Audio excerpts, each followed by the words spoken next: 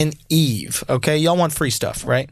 Adam and Eve must be fucking with us because they still back here. That means you guys must be buying them condoms, must be buying them sex toys, that petroleum jelly or those, I don't know, lubes or all that kind of stuff they got. But they're giving away free stuff, okay? It's going to ignite your Valentine's Day. Matter of fact, get your shorty something nice, some edible underwear or something like that. Is that still a thing? Basically, when you go to adamandeve.com and select almost any one item, you're going to get 50% off. That's pretty dope, right? But here's where you get the free stuff. When you enter our exclusive code at checkout, that's Flagrant, all right? Not only do you get 50% off the one item, you get also 10 tantalizing free items. First, for your viewing pleasure, 6 free movies. Next, a free mystery pack that includes an item for him, a special toy for her, and something we know that you'll both enjoy. All right? Also, free shipping, by the way. That's free stuff for Valentine's Day. How can you not want free stuff for Valentine's Day? Go to adamandeve.com. Be sure to use the offer code FLAGRANT. Again, that's FLAGRANT. Flagrant. Because without it, there will be no free Valentine's Day stuff. That's Flagrant on adamandeve.com. Go get some condoms or something, man. You're going to need them for Valentine's Day. All right, let's start the show. What's up, everybody? Welcome to another episode of Flagrant 2, No Easy Buckets, analysis by assholes, water cooler commentary for your sports needs. I'm Andrew Schultz. I'm here with Akaash Singh, Real Life Cash. We got Alex and Edit in the booth, and a special guest today, my boy Chrissy D. Chris Distefano. What's up, baby? Friend of the show. Chrissy Bitch Hips. There we go.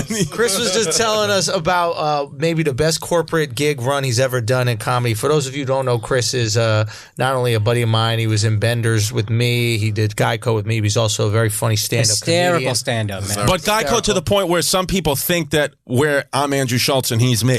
Like, still to this day, like, yo, Nobody I love you on thinks I'm Brilliant you. Idiots. Yeah. True. It's funny because every time we hang out, they're like, yo, bro, people always confuse me for me. Or whatever. You always say that to me? I'm like, yeah. Yeah. It happens to me weekly.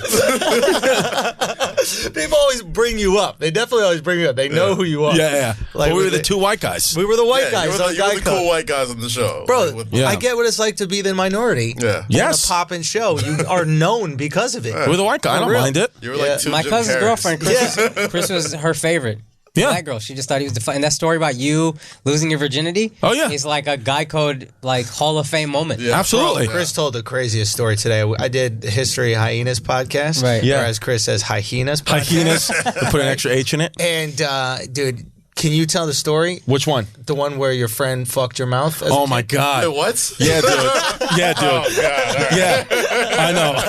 Your fans are like, yo, pause. That was my next step. Fast forward. We don't pause. Oh, yeah, We lean in. They don't pause. I pause heavily. Yeah, dude, I was like 13 years old, and I was like the runt of like my friend, like the young one, Yeah. you know? And yeah, dude, we were just all hanging out, and everybody used to hang out at my house. My mom was working, whatever, and they used to abuse me, you know, push my air conditioner out the window, shit in my sink, you know, whatever. Like, you know, like dude, None of this is normal. He's saying it very like it's a list. Like My favorite thing about him They don't is show when he's yours. going to say some wild shit, he starts it with, you know. You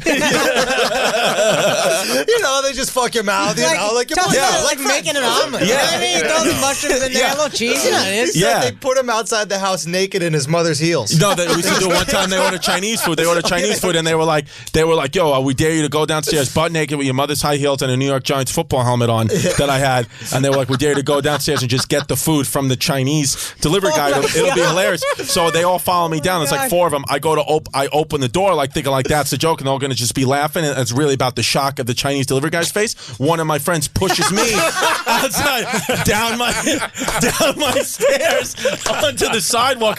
My dick was bleeding. Like my dick I rubbed it on concrete. Yeah, so I had like I had like a rug burn on my ball sack. And then they kept me locked me outside my own home, butt naked with my mother's high heels on in broad daylight for like 5 minutes.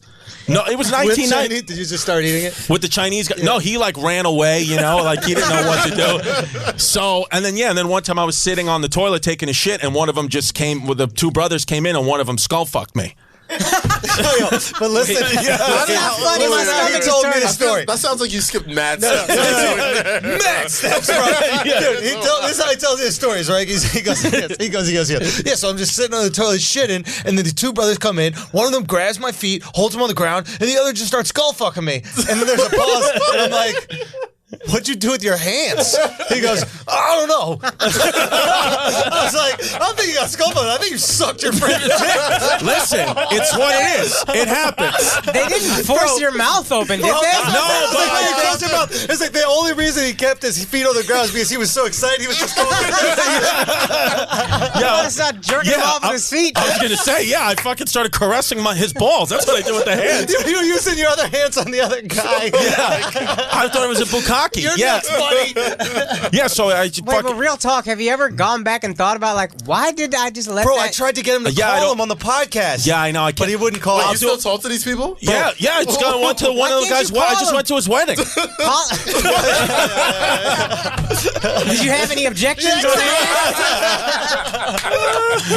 Yeah. I don't know, dude. It's growing up. It was fucking I'd love weird. to hear that wedding speech. Yeah. Hey, Suzanne, one hell of a skull fuck, huh? Oh God, they're fucking bitter alcoholics, dirtbags, never left the neighborhood, like just pure shit. But you know, That's what I would think you would be, as the guy who got skull fucked by well, one. but it's interesting how like you could make a skull fuck into a positive, because I think what happened was is all that abuse that I took subconsciously, internally motivated me to blow past them in everything, sports, academics, career, leave the neighborhood, all that stuff. But I'm gonna, if I'm being honest with you, I couldn't suck on a lollipop for a few years. Was it because you were too busy sucking on dicks? It just, anytime somebody like, you want to blow pop, it's like, it brings up bad memories. Was there ever like a Freudian thing where you would take a shit and just need to suck a dick? I was sticking my mother's shampoo bottles in my mouth. Yeah. Something's missing right now. Yeah, bro, it was a wild thing. Bro, but I don't regret it, funny. because I feel like without it, I wouldn't be the man I am today. You definitely wouldn't. I would not be. Absolutely. Listen, I'll tell you from first-hand experience, dick, it wasn't that bad. It wasn't great. I don't want to actively suck dicks, but you know what I mean? How long was the dick in your mouth? How many pumps? I think I blacked out a little bit, but I want to say 3 pumps, but I did black out. Trauma, Hold on, now, did you just take it in silence, or did you have like a little like? I took it I took it in silence with gargling noises. Oh my, wait, And the kid had a full wood. It was a hard question. You did not say that. I asked if it was hard. He was like, I don't really remember. I was like, you can't get soft dick shoved in the mouth, dude. That's On the drive over here, the thoughts started to come in again. He had a full wood with his brother. With his brother. Yeah, they were next weird to him. fucking kids. The two of them are weird kids. They used to slap each other's dicks together. It was weird. Where'd you go up again? Bushwick? Like Ridgewood, Bushwick area. Yeah. The hood. It's like the white kind of. It's border. Like there's. It was mostly Puerto Rican, but like Puerto Rican, it's not really hood. I mean, they're hood, but it's like I heard Bushwick back in the day was wild. It was, but where I was kind of like border, like how it says border. It wasn't like full fucking. I didn't come out of the ghetto, but I didn't come from a good neighborhood. That wasn't like obviously. It wasn't the burbs. It's not the burbs. I was like, but seriously, what are you doing with the hands? He goes, I was holding my dick down with one of them, so they didn't see my dick, and I was like, that was a priority. Yeah, I was like, I remember thinking like, I don't want my dick to pop out because I was taking a shit, but I mean, one of the other guy had his dick in my mouth. But that quick 1 second decision making, like, okay, what would be worse if they saw my dick or that I had my dick in my mouth? Did you fight it? I'm trying to understand how it got in there. I was like I was getting abused. You didn't know what skull fucking was. I was like, growing up like a Irish Italian Catholic, I just thought this was an initiation. Yeah, this is like, Initiation into what? Dude. You just got skull fucked. What's the progression? You get skull fucked by the Flanagan brothers. It's just what it is. Can you call this dude, please? Nah, I can't call him now only because I just feel crazy. like it's his. You know what I mean? It's not his. It's yours. I don't even know if he'd remember. Fam, you're the nicest rape victim ever. It doesn't matter. Well, My man I feel like I seeing used the it to positives in it. I used it. It was motivating. Like, Dude, I think, The guy ended up getting, wait for it, testicular cancer. True. Wow. If that isn't the greatest karma. I'm not God. going to say justice, but God is It's good. not justice. Yeah. Did he have to lose a nut? I believe so. You had to lose a nut, I believe right? it losing up. Yeah. Did you send him And none of them have good lot. Like, no, they're was all that the very nut you upset. fondled, do you think? No, That's a good point. fondling. No, yeah, I didn't fondle. That was the only That part is of like his dick base his level mouth cancer, didn't though. touch. Yeah. Like of all the cancers to get, that's like the base level cancer to get. What, right? what? Testicular cancer? Now you want like a little skin tag that you can just get taken off. Right. Yeah. Oh, okay. Well, Right? Like, Well, testicular cancer or prostate cancer is okay, because you they can catch die it from usually. that shit. But they usually catch it early, though. But only if you mad homophobic. True. why? You Yeah, gotta there's get that only shit one way to checked check out. for that. Yeah. Oh, dude, that's funny. Not one of the lymphomas, either I think non-Hodgkin's. I'm forgetting which one. I think One of them is an Hodgkin's easy one. Is not that. Yeah. I thought he had the Hodgkin's. good Hodgkin's. You got the good Hodgkin's, right? Yes. Yeah. Herb? Yes, I think yes. Hodgkin's They all isn't suck, that but bad. I think one of Yeah, them is like not if that. you put them on a scale, like You in don't front want of any the of lower, them, but I think So yeah, man. So that's my story. You know what's crazy is before we started, Chris was telling us a story about investment bankers murdering hookers. Yes, And we were like, save it for the podcast. Yeah. And then the second the podcast started, you got into a much crazier story. Crazier story. Bro, Like- you guys were like, save it. And I was like, no, we got some. Like dead hookers didn't even happen. Yeah, come on. I'm a Guy Code All-Star. Yeah, what part of Guy Code is that? Oh my God! Would have been the close your fucking mouth. good part, but MTV2 were being pussies. I tried to tell this story to Ryan. He didn't want to hear it. Really? No, Did you try to Did tell I him tell that? that? Yo, No. Ryan no. getting softer. The more and more vegan he starts looking, the Oh, more I know. soft he gets. Yeah. Fucking unbelievable. Anyway, I'm glad you're here, Chris. No, Thank you thanks for very having me. much I for coming. fucking love it. Thanks for the blizzard water. Got you, dog. Are you above it? I was about to say, As a said man that who a lot got of I mean, you guys stuff. are making $500,000 a year. I'm getting fucking WB Mason shit. Is it better than dick? No, nothing is. I was about to say, you've had Nothing's worse better. things in your I'll mouth. tell you what. You complain know about what? Yeah, anything going in a your nice mouth anymore. Irish cock in the morning fucking wakes you up. You want the real Baileys. You want Bailey. I fucking love a good He was Bailey's. a man named Bailey. I'm Bailey's Irish cream. Irish cream. It's what it is. I'm internal. I'm good. Catholics we're good at pushing shit down. That's why I have big triceps. I fucking push shit down. You I gotta push letting shit down. in, Think too. you've dealt with this? I'm pushing the gay down. Have I dealt with this? Yeah. I want to say yes, but the true answer is probably no. Probably It's no. I probably. mean, if you're laughing about it, no. yeah. It's definitely a defense mechanism at I this just point. think you know what it is. I just think it's one of those things where it's like He's still praying underneath the table. Like, while his face is moving up here, down here, he's still Catholic. Like, Father, forgive me for the dick that I sucked. yeah. So I'd probably not. Yo, you guys got to check out the History Hyenas podcast, man. And also Chris's special. Yeah, size 38 waist. Comedy Size Central. 38 ways, but they can watch it ComedyCentral.com. online. Online, you can watch it online. You can watch it on iTunes, on the app. You can buy it on your TV, wherever. I saw Chris at Caroline's like a year ago, Christmas time. Yeah. Before he did the podcast or anything, before this podcast. And I remember I hadn't seen him in a couple years, and I pulled you aside. I was like, this shit was so fucking funny. Man. Yeah. Non-stop punchlines, funny, like edgy, good. It was just a great. Check out Chris if you get a chance. Thank man. you, So brother. funny. I appreciate it. Very funny. I'll try to turn this into a bit. I mean, not you that. Turn what? Skull fucked. Skull fucked? Yeah. I mean, listen. That's a great new hour. It was. It can open up you to, if you want to do rape jokes. Yeah. Like, who gonna tell you shit? Exactly. Well, that's the thing too. It's like not only I was skull fucked. by a fireman. By a fire. Yeah, I was skull fucked by one of New York's bravest. I think that should be me. Dude, they busted in that bathroom like it was the Twin Towers, bro. Yes. Absolutely. Never forget. Never forget. And you know what's the funniest part is? My head hit the window, the wall behind me, and knocked one of my mother's paintings down. This is a pre-suicide podcast. Yeah.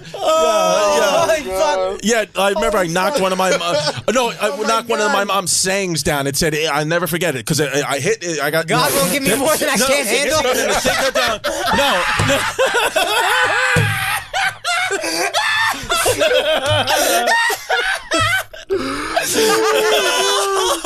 This too shall pass.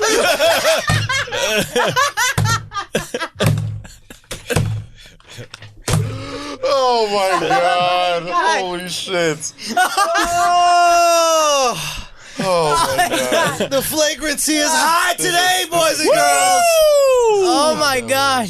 I love you guys, man. I really do, man. I love everything. I love everything you and Giannis have been doing. I've been a big supporter. Thank you. Yeah, man. I just keep on thinking. We just had Giannis on Inside Jokes. He's the best, Giannis. Yeah, I got to get you on Inside. I would love to do it. It's just We'll work out this bit.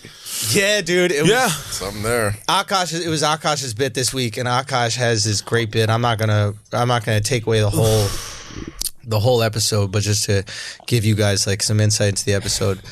And the bit is. He goes. Well, you tell it, Akaash. Basically, I just went to Rome. This is the premise. I went to Rome. I saw all these beautiful things. I saw the Pantheon. I saw the ceiling of the Sistine Chapel. And when you see beauty like that, it really makes you realize, Right. America completely wasted its slaves.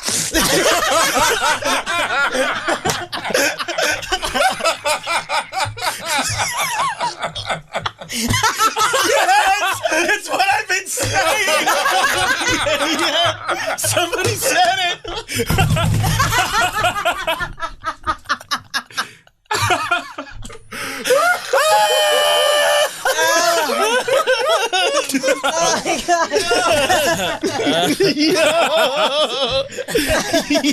Get into a single. Look at how red his face is. Oh, God. You got everybody who's listening right now, I want you to YouTube it because Giannis's reaction is almost identical. So that's some fucking Ridgewood shit to say right there. Said, yo, bro. So Giannis, so Akaash says the premise, and Giannis just goes, ah! Whoa! Ah! And then he goes, did I laugh too loud? Oh my God, that's all it's gonna see is your fucking racist bit and my fucking beat red face, dying laughing. It's gonna be Fourth Reich. It was such a funny bit, and dude. What's crazy is that doesn't get laughs in the comedy club. It's just. I need more. It's after. divisive. Yeah, it's divisive. Oh, it's and such then a I good need to joke. build it out. I want to build it. It's a 10 out of 10 joke. What did Giannis say? Literally, right? That doesn't get laughed. Like, Yeah, no. Yeah, like I It gets understand. laughs. It gets laughs and horror. in a little The bit, mix. bud. Pull in You know a when you little have that line. But I just need more after to make it a fucking. and it will I become mean, I this would great laugh joke. hard at that like a point. centerpiece It's just a of good a bit. special. It's such a good bit, but we got to talking about it, and I'm not gonna lie, people have been like tweeting me about it. I wonder if you've been getting tweets. I on, haven't checked Instagram, but I've been like, crying all day. sorry, yeah, we don't. Do we want to brand? My mom was in the hospital. It's all good. I mean, she'll be all right, but it was hard. Real quick, just so you know, I'm not to compare hospital stories, you know. but it's just this is what it is. I was supposed to be a guest on the podcast 2 or 3 weeks ago, and my father, same thing, in the hospital. He had the congestive heart failure, so it's a horrifying thing to hear. And then they did all the tests, and this is why it's just hope. They did all the tests. I was in the same boat as you, crying. I'm like, my dad has congestive heart failure. I can't deal with this. You know, I couldn't do the podcast. I was like, I can't do all the tests, find out that it looked like congestive heart failure. He just had eaten so much pizza the night before. And I swear, no, that's a true thing. His system was so overloaded with sodium that it was mimicking congestive heart failure. That's what a fat fuck my dad is. I had to cancel a huge, great opportunity in my life because he had fucking pizza and donuts on dialysis like a fat fucking ape of a person that it mimicked congestive heart failure. So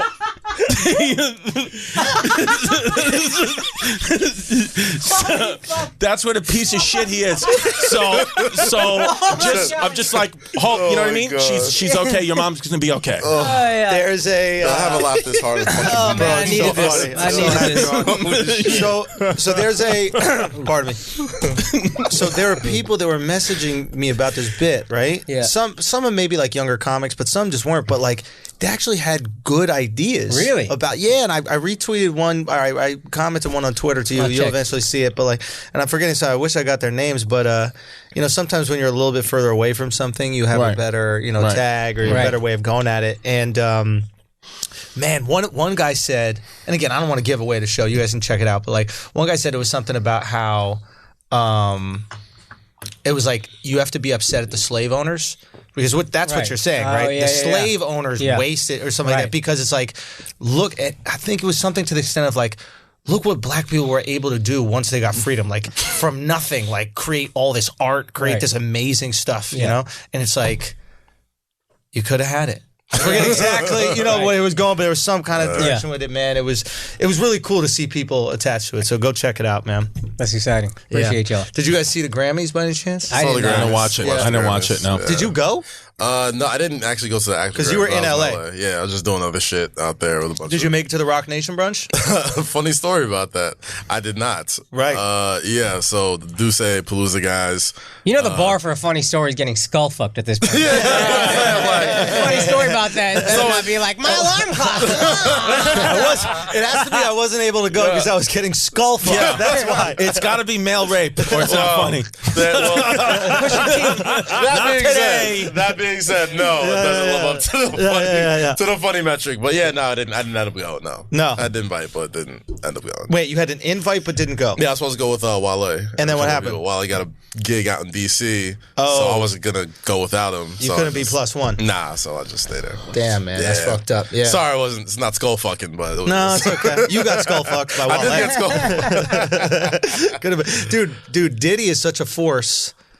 He really kind of like owned that brunch. Yeah. Like if you look at all the pics and stuff like that, it looks like Jay's a guest. Yeah, the shit's like the diamond ball for like black folks. Yes. You know what I mean? I don't know what the diamond ball is, but yeah. The shit that they Some do other every black year. No, it's like at the Metropolitan, I think. The Met Gala? Met Gala, that's what it's called. I don't know what the fuck I call it. Diamond ball. Diamond ball. That's Rihanna's shit. Rihanna's just the diamond ball. Okay. Met Gala is the shit that's over here. But yeah, that's what it felt like, man. Yeah, it was wild. Did you watch the Grammys at all? No, I have no. I don't know. I know Nicki, you said it's done. And I don't know why. I think Cardi won Rap Album of the Year. Oh, yeah. Nicki's just a wet Cardi B towel destroyed. Yeah, she destroyed her. Dude, oh, God. Well, yeah.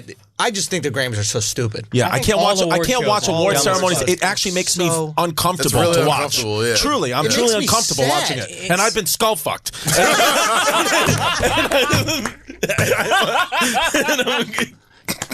Bro, it's sad. I was thinking about this, right? I'm like, why am I so annoyed at these Grammys, right? At the Grammys, like, and this is the saddest part. And Drake kind of touched on it. And Yeah, I was about to say Drake touched on it, and it's something I had said prior, right? Which is like, who gives a fuck about the Grammy? If you're touring and people like, it's just with my stand-up. Like, I don't give a fuck about any of these stupid awards or lists that I'm never on. Like, cares? I can sell out shows. People are fuck with me. I can create my own thing. I already won. I don't need to be on this like variety list or whatever, right? Yeah. So the guy that walked out of that variety show last year, remember that variety? he's probably killing it. Yeah, he fucking makes $3 million a year. Exactly. Like, I don't give a fuck. Yeah, so all these people think they won because they got some retweets. It's like, Oh, no. you out of your the guy mind? who said comedy shouldn't be so political or whatever. The white dude that everybody's yelling Yes. Yeah, that from down south. Yeah. Who gives a fuck? Whatever. So basically, so I'm looking at this Gram. I'm like, why the fuck does this annoy me so much? And I think this is what it is. It's like, it just shows how unsatisfied entertainers are. It's like you have everything. You have millions of dollars. You have fans. You can tour around the world.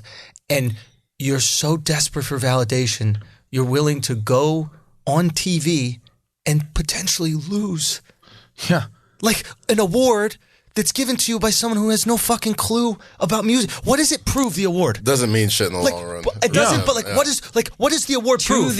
What does it prove? To the person who knows nothing or just an average person, oh, he won a Grammy is what it's like a credit. It solidifies you. It proves you in a certain way to say, oh, maybe I should check her out. Like Casey Musgraves won Album of the Year, so a lot of people are going to be like, I guess I should check her out. Because we give the critics power. Right. As soon as we realize the critics don't know shit, you know what bothers me about award shows, and more so Oscars and all the acting ones, is these people get up there and they all make speeches about fuck Trump and we need to help poor people. Meanwhile, you are literally gating them off as you walk on a red carpet with a bunch of other millionaires and pat yourselves in the back and jerk off your own dick. And Oscars is not, that's not even about, it's just about who had the best publicist. It's all PR. Yeah, it's all about PR. It's all paying money to... Yeah. Right. And this is not a knock to Cardi. I fucking love Cardi. Yeah, she's great. I love her story, yeah. I love her story. I love how authentic she is. It's not a knock to her, but like, what makes her album better? What is the metric of the Grammys? Is it sales? Then no.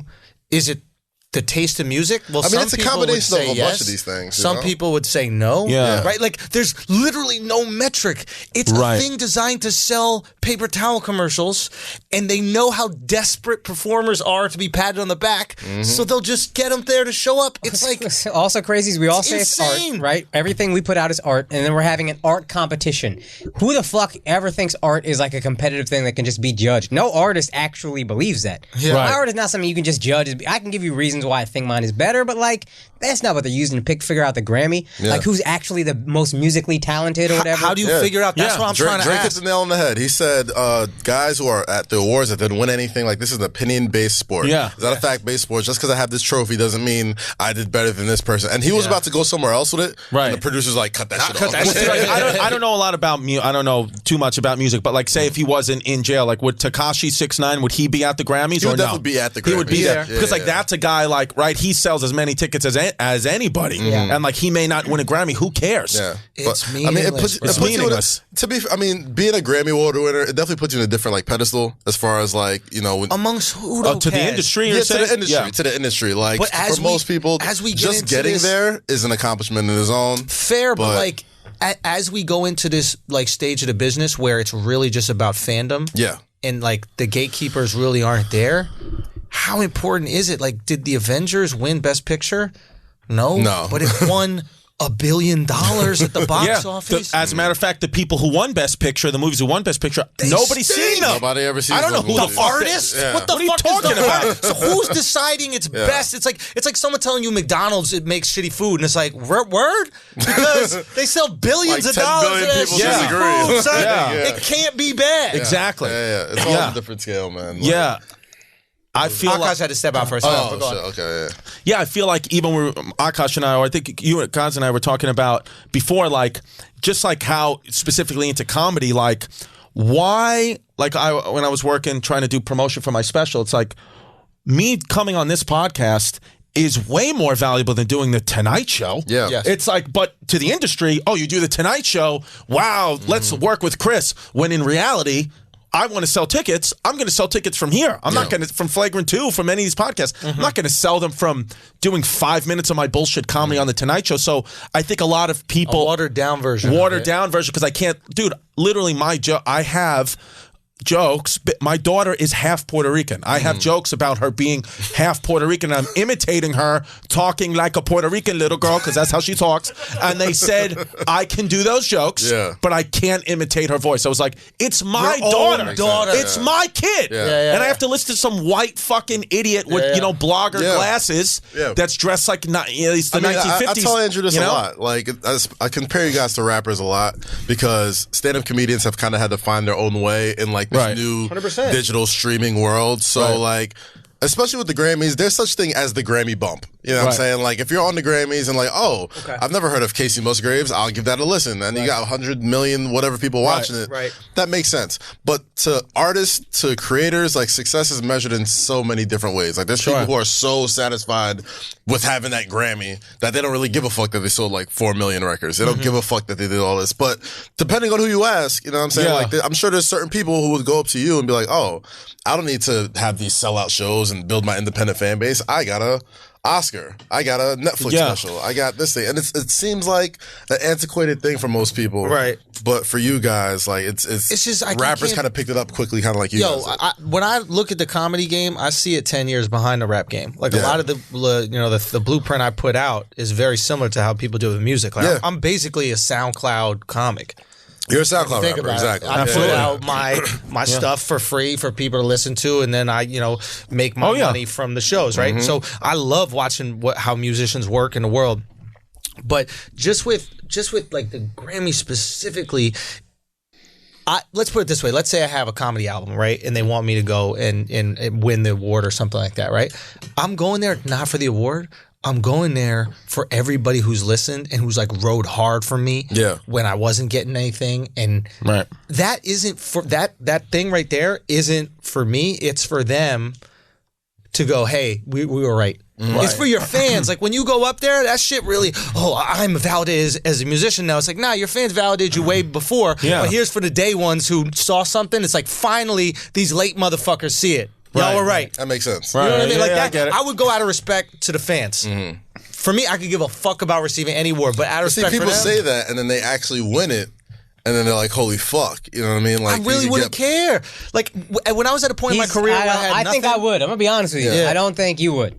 I just like when I was at a point where I had nothing, right? And like man, Chris and I probably had conversations this time where it's just like we're just so waiting for something. Hey, we got to show Benders. Yeah. Montreal, Just for Laughs, New Face. Like nobody cared. Didn't we do had anything. nothing, so we needed those things to validate us. Yeah. The second I started to have something, all those things were meaningless. Bro. It's like why rich people don't need to dress cool. Yeah. Right? It's like, what is Warren Buffett really going to wear that makes him feel rich? Right. Nothing. Right? Just open up the paper. What is the Dow Jones at? Right. Right? Like, there's no reason for it. So... Yeah, I agree. And I think like, what you said, like, once you start to get things, it's like, okay, what's really important, what's not? Like, at this point, I honestly, first of all, now, and this just a couple of years ago, it wasn't this way, but now being famous is actually a scary thing to me. I don't want to be the lead of. I don't want to be the lead of a movie. Are you out of your fucking mind? Have my whole life ripped apart? No, thank you. I'd rather just the fans of mine come to my comedy shows and and watch a movie that I put out on my own. Universal fame is useless now. It's just the same reason why we won't have any more good politicians. Right. It's like, why would anybody that's smart go into politics? Yeah. Right. Like, literally, there will be no more. Every single person politician. who's declared for the presidency this year has all been like, oh, Kamala Harris, she did this. Cory Booker, he did that. And within it's like 20 minutes of saying they were going to run, Kamala Harris fucked her boss to get ahead, and Cory Booker fucked a guy. Yeah. Within politicians. They would rip you guys to fucking shreds. Yeah. Well, but that's, I think, the beauty and appeal of a Trump. Right. Is who cares? Fine. Right. Throw it at me. He got that billionaire don't care shit though. Yeah. You know but what we were speaking about before when we were talking about like nobody wants reasonable anymore, it's like that's true to politics now. Like nobody, like John Kasich, right? Like he was the only candidate. Like he seemed reasonable. Like a reasonable candidate is like someone who's like pretty much down the line and they lean left or lean right. Like Obama just leaned left. He wasn't extremely left. Like, Bernie Sanders or, Ocasio-Cortez. These people are, to the left, and then Trump is to the right. So it's like that's but because of Trump now, because of that extreme one way or another way, you can't be reasonable by any stretch of the imagination. Reasonable doesn't get attention. It doesn't get clicks, man. It doesn't get likes. Late night shows aren't worth it. Because it's just the late reasonable. night comedy is reasonable. The jokes are reasonable, right? Yeah. You need flagrancy. That's what we're doing here. I tweeted that shit today, man. Like I said, if Cardi B ran for president tomorrow, she'd win. 100%. Just because she's all the way one thing. I'll tell you what, right now, nothing you could say to do or do to her that's gonna be like, oh my God, Cardi B did this. You can't bring down somebody comfy at the bottom. Exactly. Right now, if you put anybody, Trump would beat everybody right now. Yeah. Anybody the left has to throw, Trump would win because he's so extreme. The left doesn't have anybody as extreme as Trump. He tweeted the most flagrant shit, bro. Ocasio-Cortez is gonna run, by the way. She will run. A lot of people, I've been saying this, and a lot of people are like, no, and this bitch running. Yeah, maybe be a vice. She could possibly be a vice too. I think this bitch is gonna run. Oh, she's gonna run. She might get vice, but she's popular, man. She's popular. No, she definitely got momentum. All the way something. Yeah, she's definitely popular, and it's so funny. This is, I was saying this on Brilliant Idiots. Maybe it was a couple of years ago. I was like, what the Dems need... No, this was after the election. Right after Trump, I was like, what the Dems need to do is stop being not Trump and start being something. And what that means is leaning into the extreme version of liberal politics.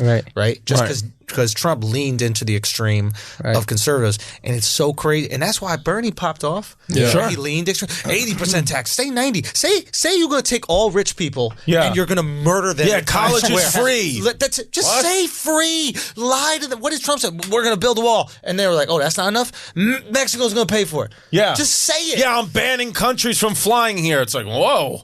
They don't got planes in fucking Sudan that you got to worry about. Like, how many flights were going from Sudan to New York? The travel ban on fucking Syria, it's the desert. Yeah, exactly. You know what I mean?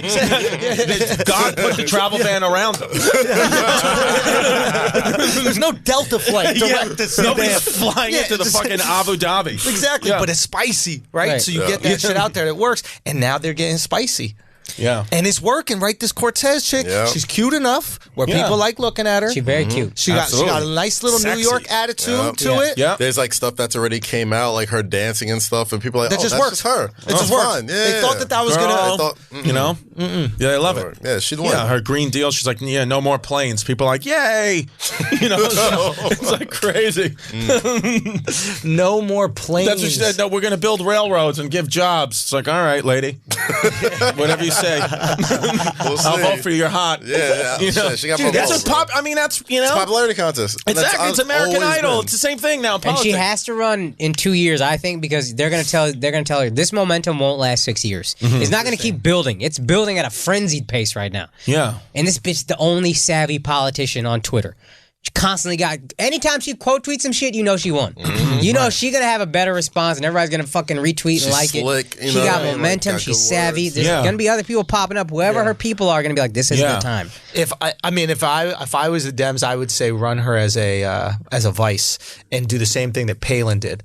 Remember Sarah Palin? With McCain, yeah. Just drum, like McCain is going to be boring. Let her drum up all the wild shit, say all the crazy, respond to people. You be the barking dog, and then you have someone who's a little bit more reasonable, right? Who will be your Dem? Because the be your president. The reasonable dude is going to bring some people over. Yeah. And she's going to drum up all your buzz. She's going to handle Trump so you can take the high road. Yeah. That's what I would do. She's gonna be a Flavor She's gonna handle Trump. Yeah. She's gonna be a Flavor Flav. She's gonna be in the background Boom. saying, But "Yeah, who would boy." you That's it. Who would you have to be the presidential candidate, though? It can't be another woman. No, God forbid. Absolutely not. Let me Booker, Reggie Miller looking ass. Cory Booker. Not Corey. What, he a little Is the gay gay? stuff gonna? I think the gay It's stuff's not gonna that help he's him. gay, it's that he's lying. If he was just say, yo, I'm gay, then the people would get behind it. But it's like when an actor pretends that he's straight for so long and then comes out of the closet and he's It's like, no, I don't have steroids. work anymore. And it's like, bro, it's like, you know, you know what I mean? Guy, yeah, we know. Yeah. Yeah. You know, you lied to me, fam. Yeah. Just tell me the truth. I know. And I'm rocking with Cory you. Booker rubs me the wrong way. You know, rubs like a lot because of that's guys all the wrong lying. Exactly. Yeah. It's called fuck me. That's what the real old memories. Oh my God, Corey! Yeah. like, no wonder Wait he a rubbed you the minute. wrong He also grew I up in believe in Ridgewood. no doors in bathrooms. What? What? Huh? You hit me in the uvula. That's the punching bag, right? That's the punching bag. He hit that. My shorts came down. Like Mike Tyson's punch out. Yo, man, it's interesting. I think I would do. I don't know. I got to see more people to come out. Probably not too chick. Yeah. Bernie. I would say Bernie should run again. No. Bernie's not gonna win. Why? He's not gonna run again. Let him run. Nah, he's got that Hillary thing on. He got that Hillary stink on him. What Hillary stink? Because if Hillary didn't win, you know what I mean, then she beat Yeah, him. but they stole the election. They stole it from him. Yeah, but there's people that are just like so anti him. But why? Who? A lot of people. are Like these as people? many people are as anti-Booker because like, oh, he's not honest with me. Yeah. Those same people that were so gung-ho for Hillary, I don't think are gonna be like, okay, I guess we'll give Bernie a try after they just went so hard to get the shit stolen from him. Nah, bro. Right. You give them a chick, so they think they're supporting a chick, and then you give them Bernie. I mean, I think that honestly, the I think hardest the dude thing from for Texas, Bernie, the dude from Texas, Beto O'Rourke. Beto, Yeah. he couldn't even Beto. win a fucking governorship. How the hell is he in going to run Texas for? though. In Texas, it was like Texas it was like mad a moral red. That victory. guy's I so don't fuck with phony Beto. to me. Beto, mad Nah, you know wealthy, what it by the was? way. It was like First of all, he's wealthy when as the fuck. Cavs- His name ain't is Beto. not even Beto. His It's name some is white Albert. shit. Yeah, he's a white. He's just fuck this dude. You see, we're doing the exact same shit we just talked about, though. Like, you as soon as talking we about? bring up one person, we're like, oh, his name's not even really Beto. We're just like, But no, it's damn, I'm a What part if, of me. wait, what if so I could get the vote of a certain people, I just started calling myself Hector? Yeah. Wouldn't you be like, oh, you're kind of phony. You're trying to win a Look popularity at Carlos contest with the Mencia. I mean, he just changed his name and he was like, you But know. he's Mexican. No, but is he? Yeah. Isn't his name Ned?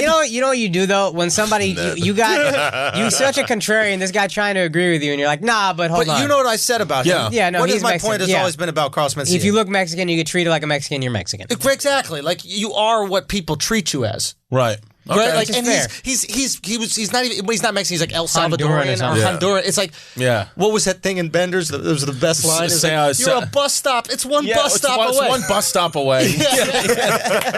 Yeah. So like the he's worst thing about Honduran. him was stealing jokes, not the fact that like he pretends to be like this, Latino Chicano. Right. But yeah, point is, I think we just don't like. I don't like fraudulence, so that's why a motherfucker who kind of runs as him, and that's why Trump won. I think no fraudulence. I mean, he was a piece of shit who owned that he was a piece of shit. He wasn't. He didn't Right. pretend to be something else. He just sold the he got some dream, shitty bro. hiding This for shit sure. is pimping. Yeah, just he sell just- the fucking yeah. dream. Yeah. He went around with the hat. He said, "Oh, shit is terrible. We got to go back to when it was great." Speaking of the hats, hats. Wow. 5,000 patrons, I walk right into that shit. 5,000 patrons. we doing it. We doing it. We doing it well. This Patreon episode, for those of y'all who don't know, Fuck. for those of y'all who haven't, first of all, Asshole Army, thank y'all so much for supporting the fastest growing Patreon in the motherfucking world. We got to see where we're at I right respect now. that, yeah. But It's fucking moving quick. bro, this shit is insane. So right now, we have over 5,000 patrons. And from the jump when we said we were going to do this, we're like, yo, if we ever get to 5,000 patrons, and at that time it seemed crazy, if we ever get to 5,000 patrons, Akaash is going to wear, well, now we've changed it, but Akaash is going to wear an I Love Pakistan shirt. Okay. This is the new one. This is a new one. I'm going to wear, this is what a feminist looks like shirt. Nice. And then Kaz is going to wear the Make America Great Again hat. Yeah. Now, yes, I'm gonna tell you MAGA in the this. flesh. When you first put these goals up, We I have was like, 5,075 already. Let's go, baby.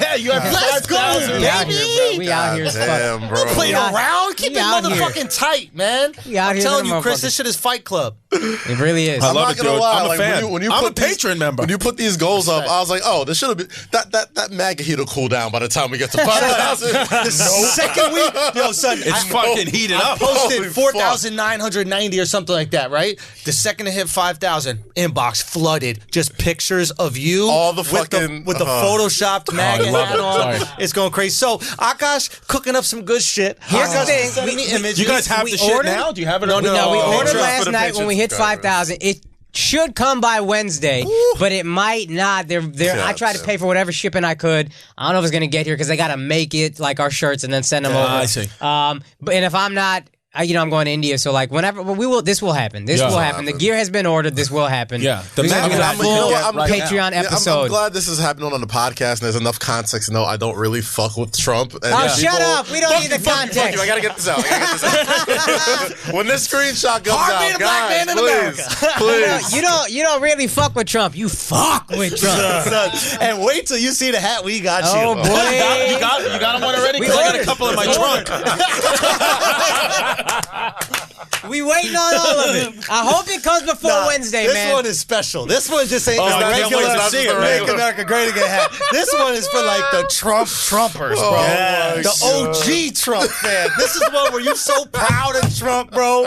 Like the And does he have to most wear it in proud. public for like a No, day just or for like the what's episode. No, for the okay, episode. okay. Yeah. For the episode that's going up on the Patreon. Patreon.com/flagrant 2. Thank y'all so much for signing. I realize it's funny, like I'll get DMs every once in a while. People will sign up. This is how dedicated people are. People will sign up and they'll be like, yo, how do I listen? That's how much they fuck with us, yo. Like, someone would be like, deadass, I've been signed up for a month, bro. I don't even know how to do it. I just fuck with y'all so much. But yo, teach me That's how to get that hilarious. episode. Oh Like that my is God. the most That's fucking dedication. devout, son. That's It's dedication. crazy.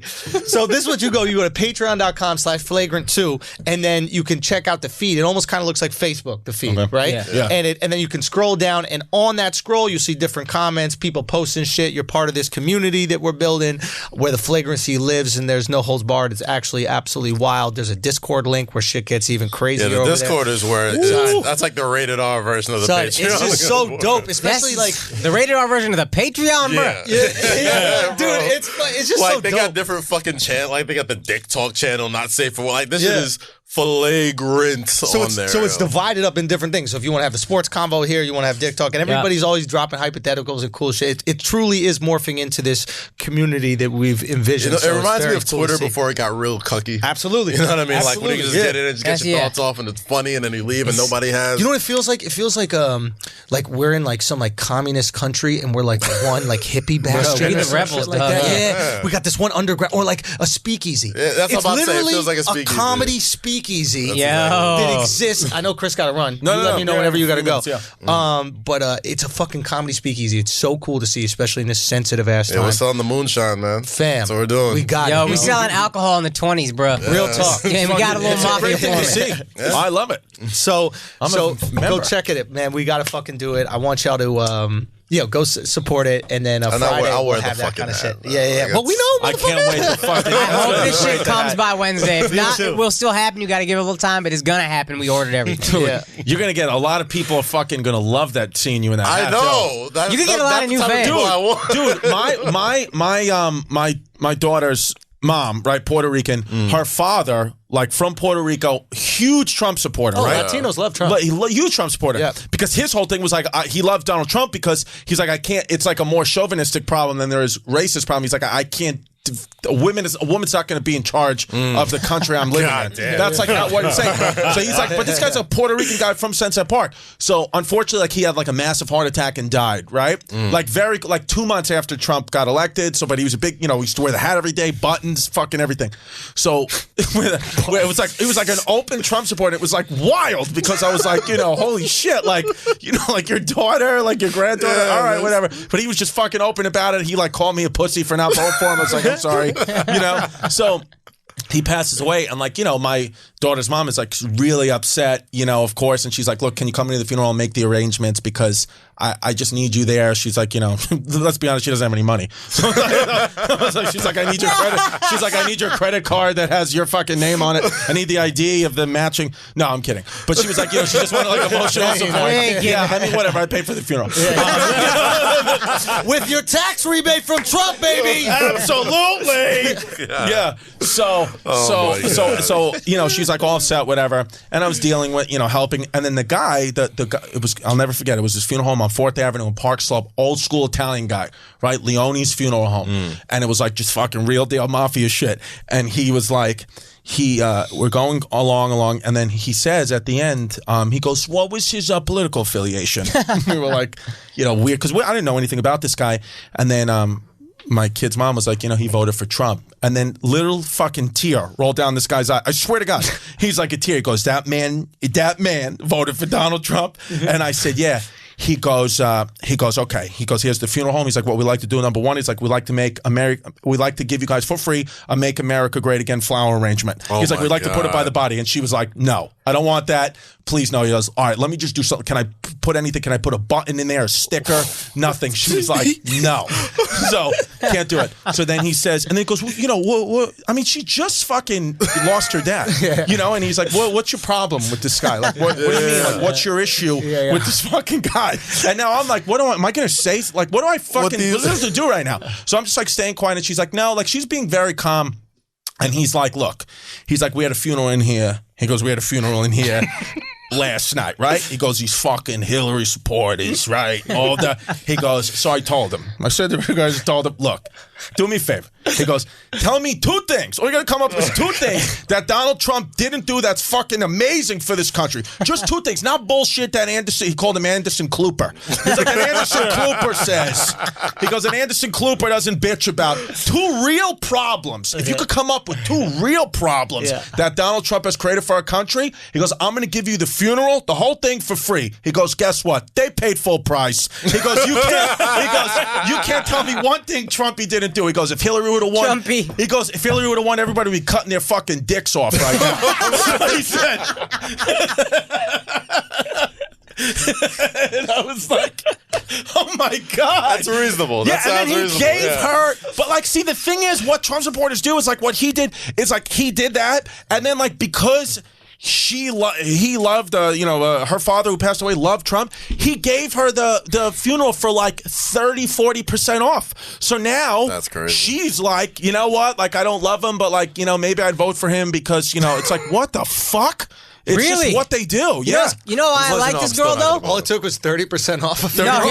I know, it's fucking parts. And maybe this is the beauty of Latina women, because she gave a fuck about your money. Mm-hmm. I don't never know a girlfriend to give a fuck about the man's money. You know what I mean? Well, I mean, you know what I mean? If she wants fucking matching earrings and shoes with her daughter, then, sometimes your father's funerals, you got to take a hit, What do you want, babe? Do you want the fucking, Are you good? Yeah, You have a I'm good. I'd say a few more minutes. Yeah. Say as Sure? long as you got a spot to run to or what? Yeah, I got to fucking. You said it was 9:30. No, 9:45. 9:45. Okay, just making sure. Yeah. All right, I'll leave in 2 minutes. Whatever you want. No, I I'll just leave in don't 2 want you to minutes. miss your As long I'll as leave you you want 2 to be here, minutes. we just don't want to get you in trouble. Yeah. Okay, so why don't we start talking about some deportes? That's awesome sports.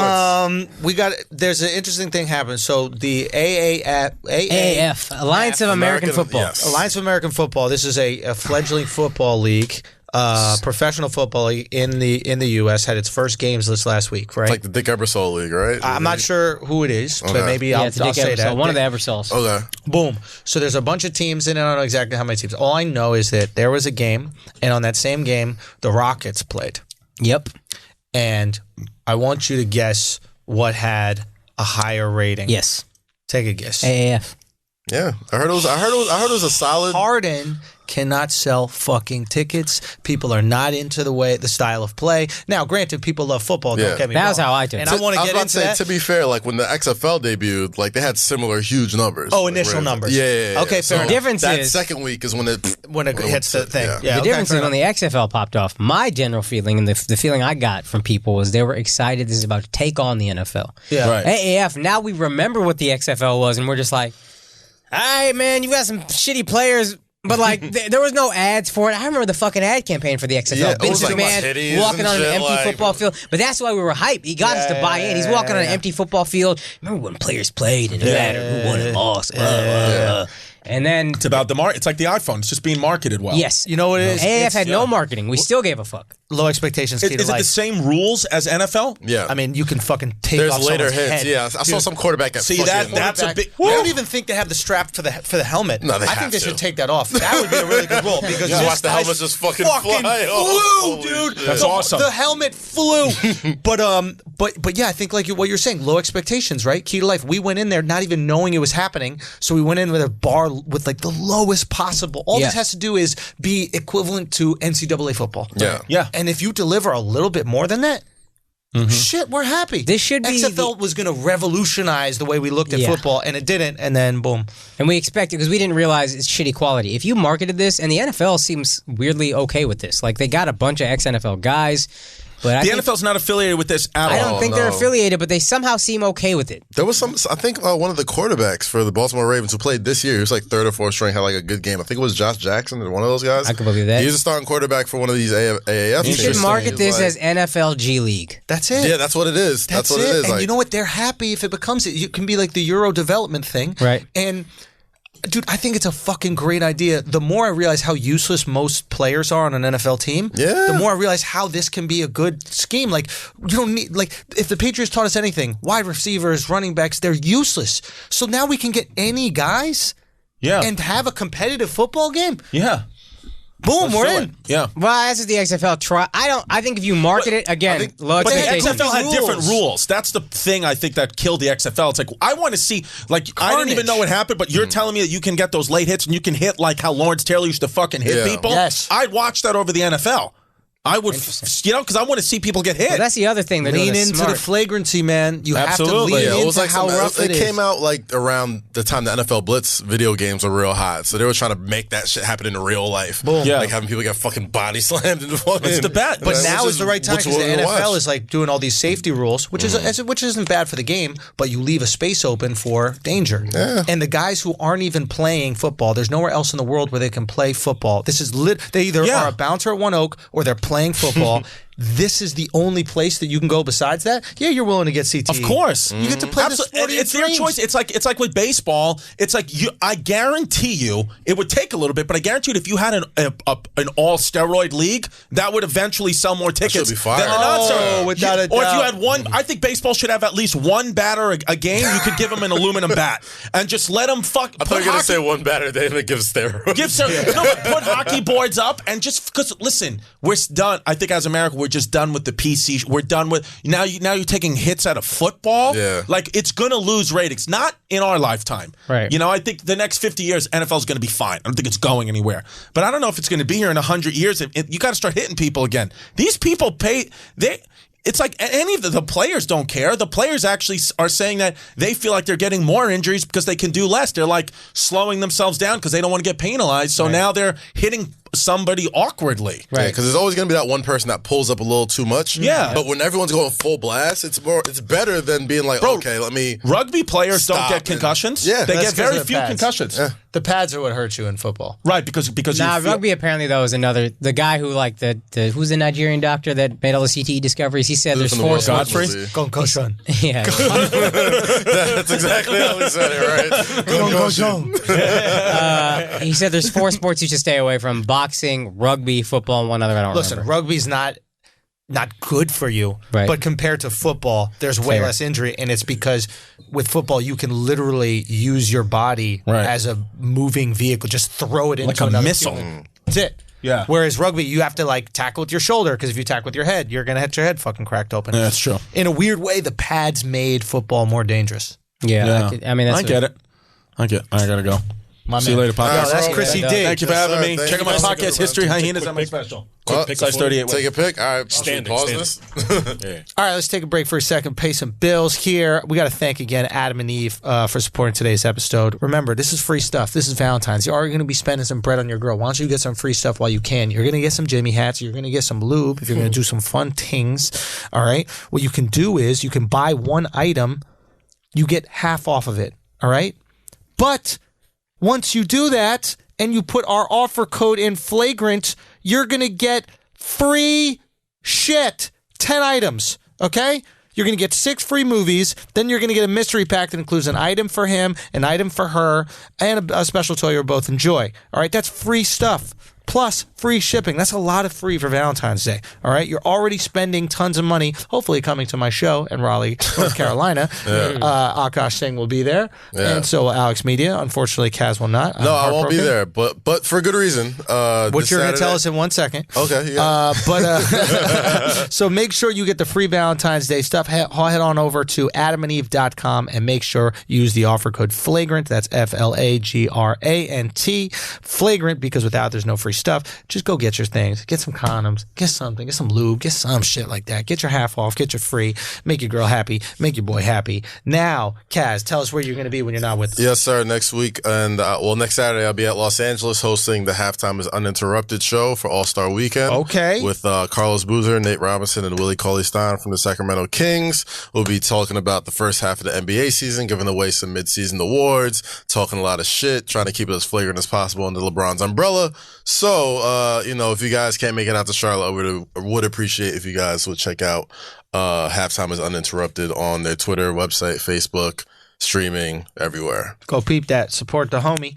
And again, Raleigh will be there 2-14, so that's Valentine's Day. The 16th, we're going to be in Charlotte. All right.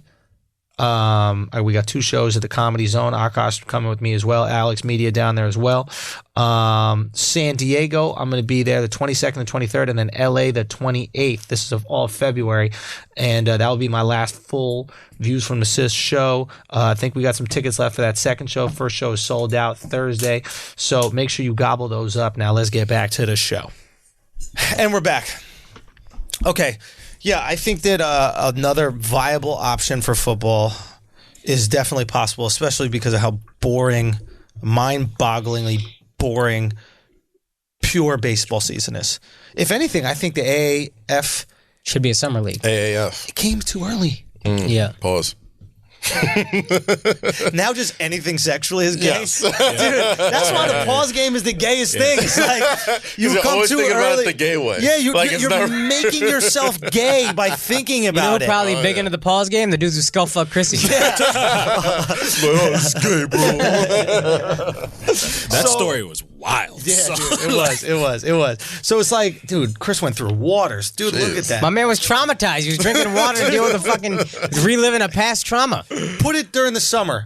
You put it during the summer, that league it's not going to kill, it's not going to replace the NFL. Yeah. But we will fucking watch out of sheer baseball boredom. Yeah.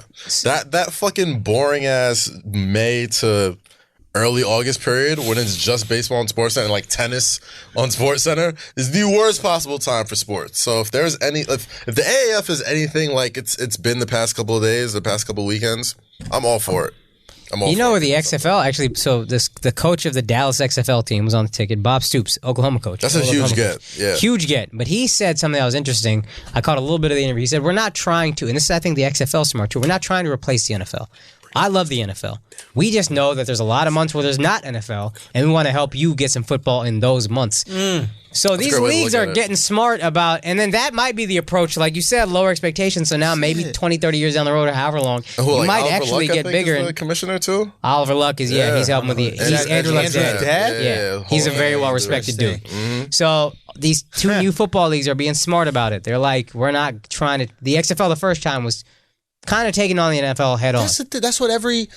That's what every like. That's more so Vince though. Fledgling drug dealer says, right? It's Yeah. like, no, I'm not coming on your territory, fam. I'm just gonna, I'm gonna sell my shit over here. But like, Right. we can even work together. Matter of fact, send me your connect. Blah blah blah. Right. And then eventually, once it gets popping, Yeah. it's like, hey, I gotta take over. There's nothing. Right. I can I mean, that's the Vince influence though, man. He thrives off like competition. But he So needed it's to pump the like- brakes on that. Yeah. I mean, clearly he's learned his lesson. Right, Like after the shit went south, he's got some real football minds behind it. He's marketing it a little better. You know what I'm saying? He's got Bro, the some time. letdown was enormous. I remember Huge. being hyped for the XFL. I was in like 9th grade or Yeah, something like like nicknames on the back of the jersey. was too much. And I was hyped. Oh, he hate me. That's kind of cool. Put whatever name. But then the football was so bad. You were like, yo, this ain't better. And why was the football bad? That's what I didn't understand. It's like, it can't be worse than college because they all played in college. There has to be. Because you don't even get, it's like a shitty college game. Like you're not getting the best college players who are going to the NFL. Yeah, the but there's guys only who a few move of tickets, them on each team. sure, but they're there. You got a couple blue chip players, and that's the games we fuck with hard. And you have no loyalty. Like if I go to OU or I whatever, understand that. even if they're bad, I'm in. I understand I that, honestly right? think You went that- to the school, so you have to continue. No, have to, but you feel this loyalty to the school. I get that. Also, probably they had millions of dollars to pay the best coaches. XFL don't have that budget. Okay, so there we go. If like we said on a podcast where football is literally war and the best general wins, it's got nothing to do with the player or very minimal to do with the players on the field. Yeah, or the I'd chess say pieces. it's 60-40 coaching or 50-50 or whatever, something like that. I think it's 90-10. I think Belichick influences us more than... Here's a good question. Put Belichick on the worst team in the NFL. How long before he's in the Super Bowl again? So put him on what? The Giants? Are the Giants the worst? The worst. I mean, second worst, when or he didn't have Brady, he 49ers? went 11-5. He didn't make the playoffs, but he went 11-5. And that's a playoff record. Let's be honest. But that's still... So you don't think Belichick takes the Giants these year's Giants with Saquon Barkley, Odell Beckham, and Eli Manning? You don't think he takes them into the playoffs? Oh, no. Some championship? Not only do I think that he does, I think within 4 years of being the coach on any team, he's back in the Super Bowl. Yes, but you're also talking about the best coach ever, maybe in any sport. That's Like, true. He's so exceptional. That's true. Aaron Rodgers, one of the best quarterbacks ever. Mike McCarthy doesn't get any respect. He will get you in the playoffs pretty much always. That is true, but let's change the sport now. Let's do the best basketball coach ever. right. I don't even know who that is. Football Phil is Jackson. much more warlike because there's more pieces on a chessboard. That's 22. So that's what I'm saying. So knowing this, How many pieces are on an actual chessboard? It's not. Is 11 22 each? each? Yeah, It's not maybe 11. each. It's definitely not. Because Oh, you there's go two rows, too. Yeah, but yeah. Matt Pawns. 48. Yeah. Pawns ain't number lineman. Basically, yeah. okay, so just if you take that coach, if you get the elite coaches, and that's the first thing the XFL should do. They shouldn't don't throw money at the players. The players are going to come because they're literally bagging groceries or they're playing a professional sport. It's not like basketball players. If you don't play in the league, you go to fucking Spain and you make $250,000 That's a year. another thing, man. Like the thing why basketball has been so successful, not the NBA, just basketball as a sport in general, is that like one, the athletic competition has kind of skyrocketed since the last time the XFL started. So you got that. You got social media. There's so many like college stars that I'd love to watch play right now that I know aren't going to get a fucking lick of time in the real NFL. So like you wouldn't go watch Johnny Manziel, play quarterback for somebody, or Colin Kaepernick, or all these like really popular guys in college football or in the NFL and play on the off season, not competing with the NFL or any other sport for that matter. If you put it in the summertime, of course you're going to watch that. And you're going to have the whole Canadian Football League play. Yeah. I don't think Canadian Football League is in the summer. No. Right? I don't think so. I'm not exactly sure, but I don't think it is. Right. They're going to come down and play because they're only making $30,000 a year to do that. So, okay, I'll make another $30,000. Now I'm making $60,000 a year to play Potentially, 20 yeah. football games or however many football games it is. Yeah. I mean, you can put your body through that if you need. We're talking about people who are literally doing almost minimum wage jobs. A lot of these guys, unfortunately, like especially if you left college early thinking you were going to make the league, you didn't get your education. You know what I mean? Like, and you're not able to coach within the program that you started. Some of these guys go and coach high school. You're not making a lot of money. My one response to that is there have been like the Arena Football League was a thing, but it's the same idea, right? You should be able to get. People went.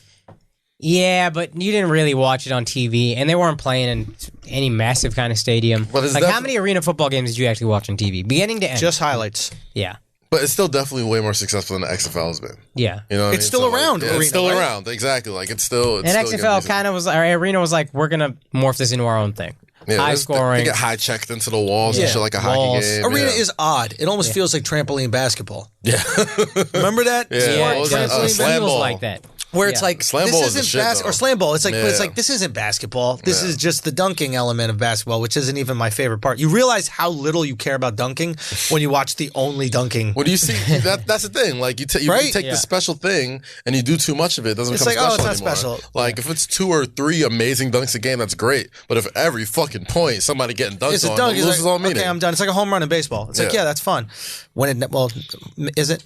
It's not fun. Is that even fun at all? The fact that fucking Bryce Harper and Manny Machado, I don't know. I don't watch baseball, but I know they're 2 very like good players. Yeah. They're still on free agency. Like they still haven't signed to a team. Like, and because those guys are the big dominoes, there's Right. still like 100 free agents who haven't been signed yet. So everybody's waiting for that domino to fall before it It's happens. like if LeBron had the decision and was just like, "No, I'm just gonna wait." Just like, I feel like we already did the non-sports part of the podcast. Yeah, I don't know sorry. why we're We bringing talked about the baseball Grammys. Yeah, we that's talked true. into this. You could have put Ben. What's his name? Who? Who are you talking about? Bryce Harper. Bryce Harper. Oh, yeah. real quick, we got to salute Stylebender, man. Oh shit! Izzy. Yeah. Asshole gang in the building, Gang, asshole gang. army. Shouts Handle to business Izzy, out there, man. boy. Yo, Took man. down the goat. Took dog. down the goat. And listen. Respectfully took down the goat too, which I appreciate. Well, I didn't watch the whole. I watched the fight on Periscope. I stole it. My bad. It's because I was doing shows all night on Saturday, so I couldn't be by the pay-per-view. But I supported visually at least. And but yo, man, it was just so crazy to see really destiny play out. Yeah. Like even when he was here, I think he even said he's like, I'm gonna headline a fight in my hometown. Yeah. Or in my home, back in like Australia. He's from New Zealand. Melbourne, but like, yeah. So he ends up getting the UFC 234 in Melbourne, right? And then the main event cancels the day of the event. So, now it's So know Kelvin Gastelum was supposed to fight Robert Whittaker. They cancel, so his fight gets pushed up to the main event, and then he takes out the greatest MMA fighter in history, Anderson Silva. Not takes out, but he won a convincing decision. Yeah. And did it in amazing fashion, man. I'm so fucking proud He's of really him. dominated. yeah. It seems like. Definitely Dude. dominated. He definitely showed off that star quality like that we saw. Fucking You know superstar, what I'm saying? bro. The way he handled himself with the media all week and the fucking poses and the Listen. Naruto shit. Like Everything all that, was yeah. everything was so well done, and people don't realize this. The fight game is not about. He happens to have skill. But Yeah. the fight game ain't about skill. Logan Paul fought some other YouTube guy named KSI and made more money than all these fighters make. Yeah. Remember, it's about selling Yeah. the fucking fight. It's wrestling. We'll prize watch a fighting. fake fight if it's sold right. Yeah, yeah. It's prize. It's called prize fighting for For a reason. Yeah. And this kid, He's a man, superstar. Izzy He's a is a superstar. fucking He's superstar. he's a godsend for the UFC because with the John Jones shit popping off. Bye, and John. Like We don't need Amanda, him. Amanda Nunes just mowing through anybody who's even conceivably marketable in Yep. the women's division. Like, you guys needed a star. Yeah. And this guy looks like he's going to be it. You know what I mean? Like, Side note, Amanda Nunes or Nunes, whatever, is frightening for UFC because their whole model has been built around cute chicks are good at fighting. Right? Cute straight chicks are good at Yeah. fighting. Amanda Nunes is just a bull dyke that is amazing at fighting. Brazilian bull dyke. The That is Brazil- she should call herself that. The Brazilian The bull dyke. BBD. The BBD, bro. the BBD of the UFC. Who is incredible. I've she seen is this bitch in the Bronx. fucking She's great to- nice. she's Son, great to watch. she could be a 3-division champ. Oh, yeah, she probably she's will. fucking. She's unreal with it. Power. You don't see that power with girls. But all right, so back to Izzy, right? So Izzy sells the fight from before. He goes to the open workout. and other fighters got to pay attention to this shit. The selling of the fight happens the months up to it. He goes to the open workout, right? And the dude, at the end of the open workout, you're doing your boxing, you're doing your kicking, you're doing all that kind of stuff. He has music. There's some like fun choreography he's doing with the guys. At the end of the workout, the motherfucker drops the people's elbow on the guy. Yep.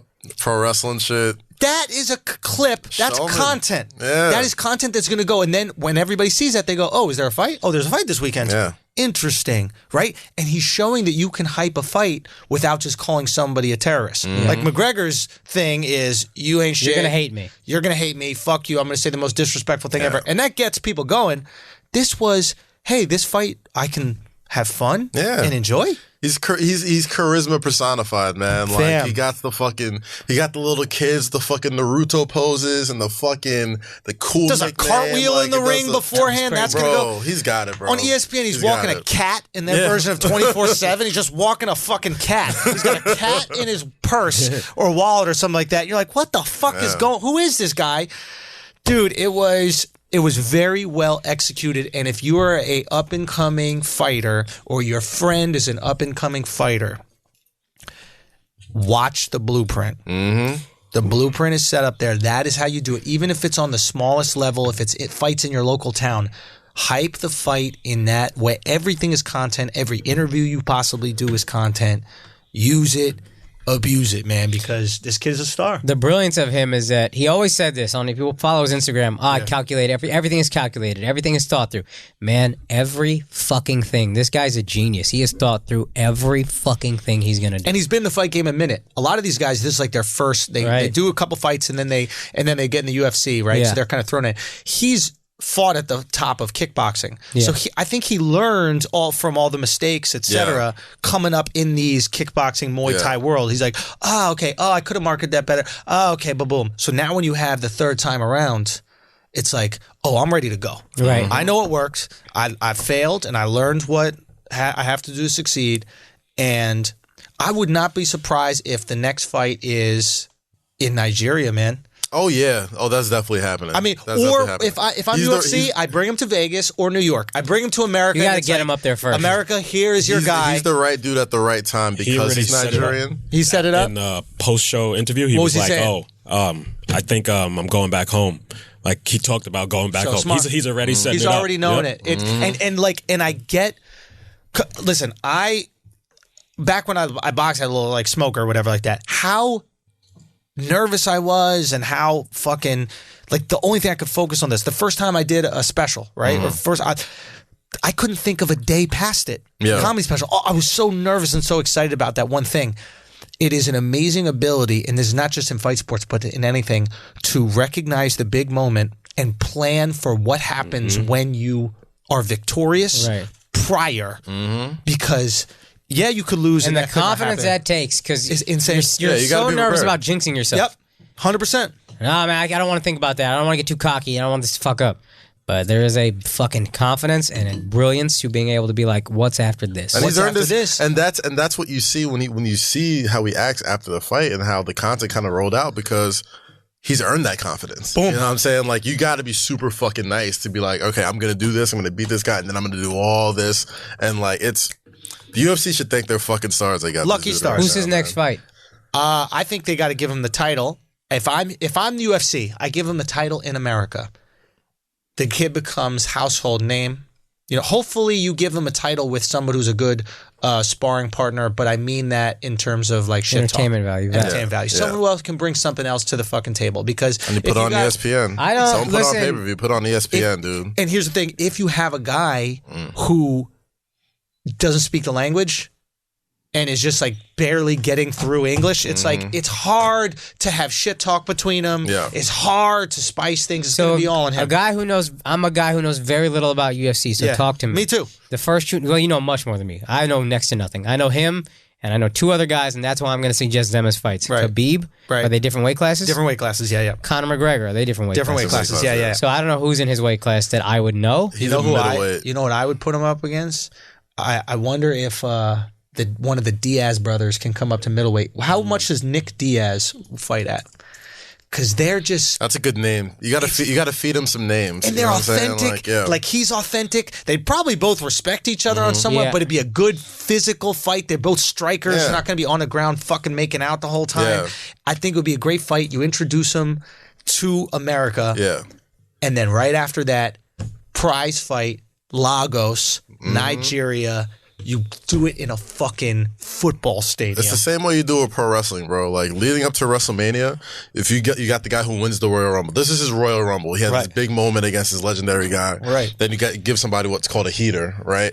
A guy you know he can beat, but has a good name. That's why the Diaz brothers are like perfect. That's the heater. Perfect example. Yeah. You give him a few of those heaters, and then boom, call out the champion at the big stage, yada, yada, yada. You put it in the stadium, you sell out fucking 100,000 fucking tickets, and then it's off. It's over. Here's what I'm asking, though. Who's the big star he can fight? Nick Diaz is middleweight, but go on. Who's the big, once he beats a Nick Diaz, who's the other household name that's going to make be a title fight? So, like, if he doesn't fight if the heater fight isn't a title fight, he's got to fight probably Whitaker. I think Robert Whitaker is the middleweight champ. So maybe when he recovers from his, like, hernia surgery, they fight each other in Lagos. So he has one more and then title, or he does interim title. Is the next one? Then they do title for title. Boom. Okay. Yeah.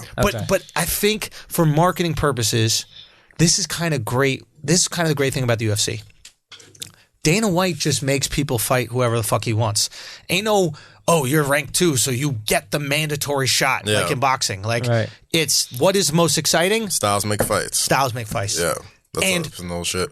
Shit talking styles make fights too. Yeah. That's not limited just to combat. Like him and Diaz would be fucking great fucking television for weeks ahead of that. Because Diaz don't give a fuck. He don't give a fuck, but he knows how to really like carry himself. And Diaz is like, we've seen him get his ass beat a few times, but he's still gonna talk his shit. But can Nick Diaz fight though? Because he got in trouble with the smoking shit. And this is why the UFC is kind of corny. Is like he got suspended for fucking smoking weed, and like Brock Lesnar's done roids. Yes. You know what I mean? Like John Jones has done coke and roid. Like they've done all this fucked up shit. Like very NFL of them. Very NFL. Real talk. Some people get suspended, some don't. Talking about suspensions, let's kick this into high gear. Okay. Kareem Hunt is back on an NFL team. Did I not call this shit the second he got cut? The second he got cut. You put the blueprint on how this was going to play out. Exactly. It almost went exactly to the team. 100%. We need to link that. We need to get that out there so motherfuckers can know we be predicting everything. Yeah. At the exact audio. Wait, did you pick the exact team? No. I didn't know. Pick the team? I know if the Browns would get him. Maybe you did. I think I might have even said the Browns. Maybe. Listen, I know I didn't know who would sign him, but I know he's a smart signing. He walked his little corporate steps. He's running Fill back. everybody in who forgets the story. Just so Kareem Hunt our new was a Kansas City Chiefs superstar running back. Star. Didn't have like star power, but was like a game changer. Yeah. Kansas City offense wasn't quite the same when he left. If he's playing on that Sunday, they beat the Patriots, and I don't think it's a question. I don't think it's a question. Very versatile player. And then a video came out of him physically assaulting his girlfriend. He shoves her a couple times. She's on the ground at one point. I think it was just a girl. Some white girl. It's a white girl that's worse. Yes. So then she's on the ground, and then he kind of kicks her a little bit, and a little like a kickstand, like he puts himself out like a kickstand. It was like, get out of here, kids. It wasn't like it was like a foot nudge. I wouldn't even say a kick. It was a move. You're moving a flower pot. Just a little kicksy poof. It's a little tiny. Look at this. What is that? It's like. But Cleveland definitely said like, how bad do you want to win? Like that's the way they should have positioned this signing. Dude, like, what is more abusive? Going 0-16 or just giving a little butt kick to a girl? Like that's motivational. Long-term emotional abuse. Or one gentle physical. If someone asked me, would you rather Kareem Hunt, right, just give you a little booty nudge, or would you rather the Knicks not win a single game in a whole season? I beg, Kareem, why don't you put that toe right up my ass? I don't give a fuck. Deep in my ass. Bury that fucking toe. Put on some Mexican cowboy boots with like the snakeskin mouth. I want the snake's mouth at the beginning. Don't even gotta lube the toe. Nothing. Just put it in straight ashy. That's it. Dry with some sand on it. I don't give a fuck. I'll be honest. I think the Chiefs are probably tight. They didn't get him back. Yeah, I would be. I was thinking about teams he could go to. I didn't think the Browns would be high on the list. Yeah, they seem like they were really in on Nick Chubb, right? It would be insensitive he's not- of us But he's a to weapon, dude, re-sign Kareem Hunt. It would be insensitive. Your name is the Chiefs. Clearly, you don't give a fuck. You want to talk about abuse victims. You want to talk about people who have been kicked in the ass. Oh, they've been kicked around a lot. Them Chiefs Oh, yeah. have been kicked around. Boy, Woo. they kicked them right off their land. Damn right. Probably by a guy named Hunt. Definitely not Kareem. Yeah, definitely. I think the Kareems Tell came you a what, little some later. kind of hunting was involved. It was a hunt for damn sure. It was hunting. Hunting them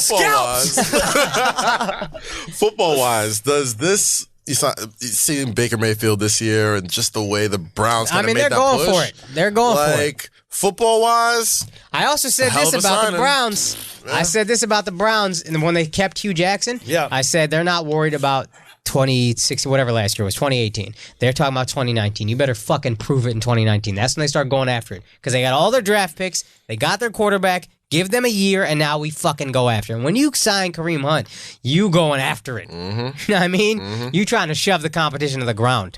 It's not a fucking question. Throw them out the way. Just move the competition out the way.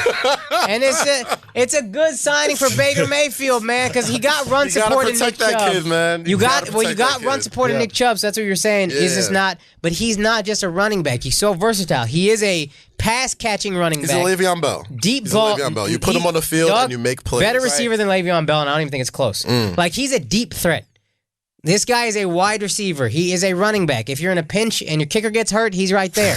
You know what I mean? a little pooch kick. You need a little pooch kick? That's your guy. If Cleveland don't give a fuck, he does the first kickoff of the season. Real talk. Real talk. That's what I would do. I'd lean into that shit. Like, you're not going to call us abuse victims. Boot that shit out first and then watch him kick it 10 yards. It's like, what's this bitch complaining about? Motherfucker can barely kick a football. You ain't going to kick a white bitch's ass? Real talk. You need an onside kicker? That's a tough kid to execute. I know the guy, though. I know the guy. We need to make that meme. The first time, we need to make that meme. The second anybody listening to the show right now gets a picture of Kareem Hunt on the sideline with the kicker, they don't even have to be talking. But if it looks like they're talking, they're in the same picture, get that to us, screenshot. We're putting that out there. Yo, you know the Rams kicker is the leg, he the foot. Kareem Hunt the foot. Kareem the foot. Footatron. Bro, he didn't even look like he was kicking her. He looked like he was saving his cell phone. You know when your cell phone slips out your hands, you're just like, whoop, Put your foot out, break the boom. fall. That's it. He was just doing a little bobble. Fuck. Kaz is taken out of here. He's going to practice kicking someone. So Cleveland, you believe in Cleveland next season? I don't believe in them necessarily, but I know they're going after it. I don't know if they're the team, but I know they're going after it. Good enough? I don't think so. Is there a sophomore slump with quarterbacks? You hear about a sophomore slump a lot. I know Dak had one, so like it's a thing that happens, but the quarterbacks is tough to predict year to year, it seems like. But Baker seems like the truth. He seems like he's super accurate, which is that's like the most important thing for a quarterback. He's got that fucking Confidence, that moxie. People follow him. He's a leader. Yeah. I know what's his name, Cowherd, who has no real takes to me. He tried to say like he wasn't a leader and all that bullshit. It seems like Baker's teammates fuck with him. Yeah. I fuck with him. I'm a big Baker. You know I've been a big Baker fan. Yeah. I love an arrogant white dude. Yeah. We don't allow white guys any confidence. It's very refreshing when one comes around. Yeah. That's why we're friends. Respect. All right, what else we got, Akaash? Let's see. We got mad NFL shit. Is there one more? I think there might be one more mad NBA shit, but there might be one more NFL. Oh, Kyler Murray going to the combine, and this just dropped. We're recording this Monday night. His agent or somebody said he is fully committed to being an NFL QB. Which seems like it's saying, fuck baseball, I'm pursuing football. Whoa. Which seems like it's enough to make you a first-round pick. And that might be a good... I don't know about long-term because he's so Who's skinny. going to make that mistake? Quarterbacks get overdrafted. That's just what the fuck happens. And this guy's got he has every tool except he's skinny. Even height. I mean, listen, there are short quarterbacks. Can he be Drew Brees? Well, Drew Brees is 5'11", 6 feet. That's He's what I'm like saying. 5'9", 5'8". No. He's listed at 5'10", and this is where the combine is going to be very interesting. What's his real height? Listed at 5'10". That's right, because combine, you find exactly how That's the long real motherfucker's motherfucking toenails are. It's that specific. Hand size matters. Yeah, Remember Jared Goff, people were concerned about because of his hand size. Right. Kyler Murray got to have my size hands. That ain't shit. Well, there was one quarterback, he's 5'11". Listed 5'11", but real height. Yeah. is what we're. What they're saying is because they're trying to get him 5'9", and I don't even think he's 5'9". He That's looked crazy. that motherfucker looked my size. Real Do you tough. guys remember with I think it was Kevin Garnett? He would make them list him as 6'12"? No, well, 6'10" or 6'11" because he didn't want the 7-footer like name tag. Oh, he used wanted to be say known I'm as a power 6'12". foot. If you ask me, like, I'm not 7 feet, I'm 6'12". Exactly. But he listed. He wanted to be a 6'11". power forward, not like a center, because 7-footers were all centers. And yeah, wow, that's interesting with Kyler, huh? So we're gonna find out the realest of shit. But I get that with the hand just size think with he's quarterbacks, stupid. especially for like if you're in cold weather, because if you need a pump fake of football. Like, you don't have the biggest hands. No. Imagine when you're just playing in the backyard and you it's do a done. pump fake, that shit can just slide out. Baseball slide out of my hands. It's nothing. No, it's nothing. It just happens. Microphones, I'll be falling. Should just be sliding out. I don't know what to tell you.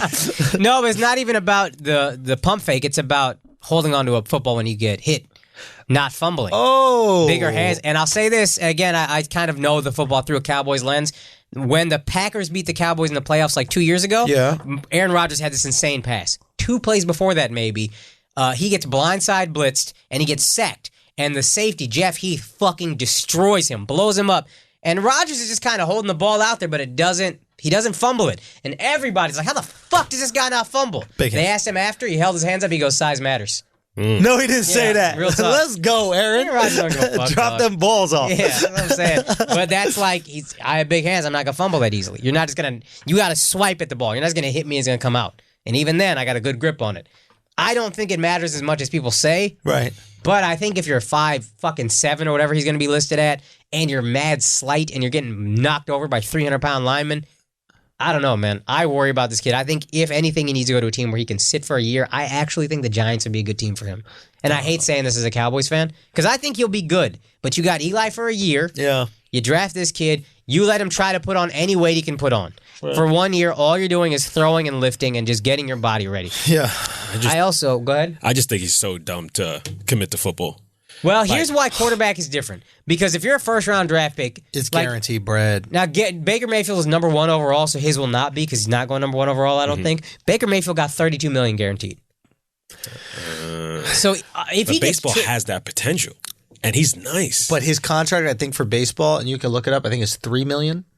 His signing bonus is like, how much is signing bonus? Like 4? Or 4 or something like that. And then, so my understanding, I read an article that said that they wanted to get the Athletics up to $15 million guaranteed. So he would take half the amount of guaranteed than he might get from going number 1 in football to play baseball, which is smart because you'll have more longevity. Yeah. But he's basically going, yo, I could tear my ACL in either sport. Gotcha. Which one is going to give me the most guaranteed? Gotcha. And on some level, it's like, yo, I ain't mad $30 at it. million? I ain't mad at it. Son, it's like that changes you, your family, your next family and you got one shot at the guarantee. After you get that first check, now we're into like a free agency where it's like, I'll play 1 year and then see where I go. Yeah. So, son, that first one, I listened to more, again, I always listen to the sports radio station in Dallas, and Kyler's from Dallas. So he's from the suburb where I grew up, actually. Where, Frisco? Yeah, Plano, I think. Plano, so okay. I think it's Plano. Yeah. Something like that, somewhere around there. He loves white girls, probably. That much I'm pretty sure of. But You think that's because he's from Dallas? Wow. The suburb of Dallas where I didn't just pull this up. Like, according to MLB Insider, Murray's going to return most of his $1.5 million signing bonus. because it's $1.5 million. Keep it. Yeah. I'm about That to they sign. gave If him I'm a last year. first round draft pick, that signing bonus that's happening. No question. And first of all, a guy on the tickets is friends with one of Kyler Murray's family friends, so it's kind of whatever. But he said everybody seems to want him to play baseball, but his heart is football. He really loves football. Right. And if you're a quarterback, dog, I'm a Cowboy fan. The contract number I just saw thrown out as an estimate for Dak: 6 years, $168 million, 60+ guaranteed. And this is a guy we're not completely sold on.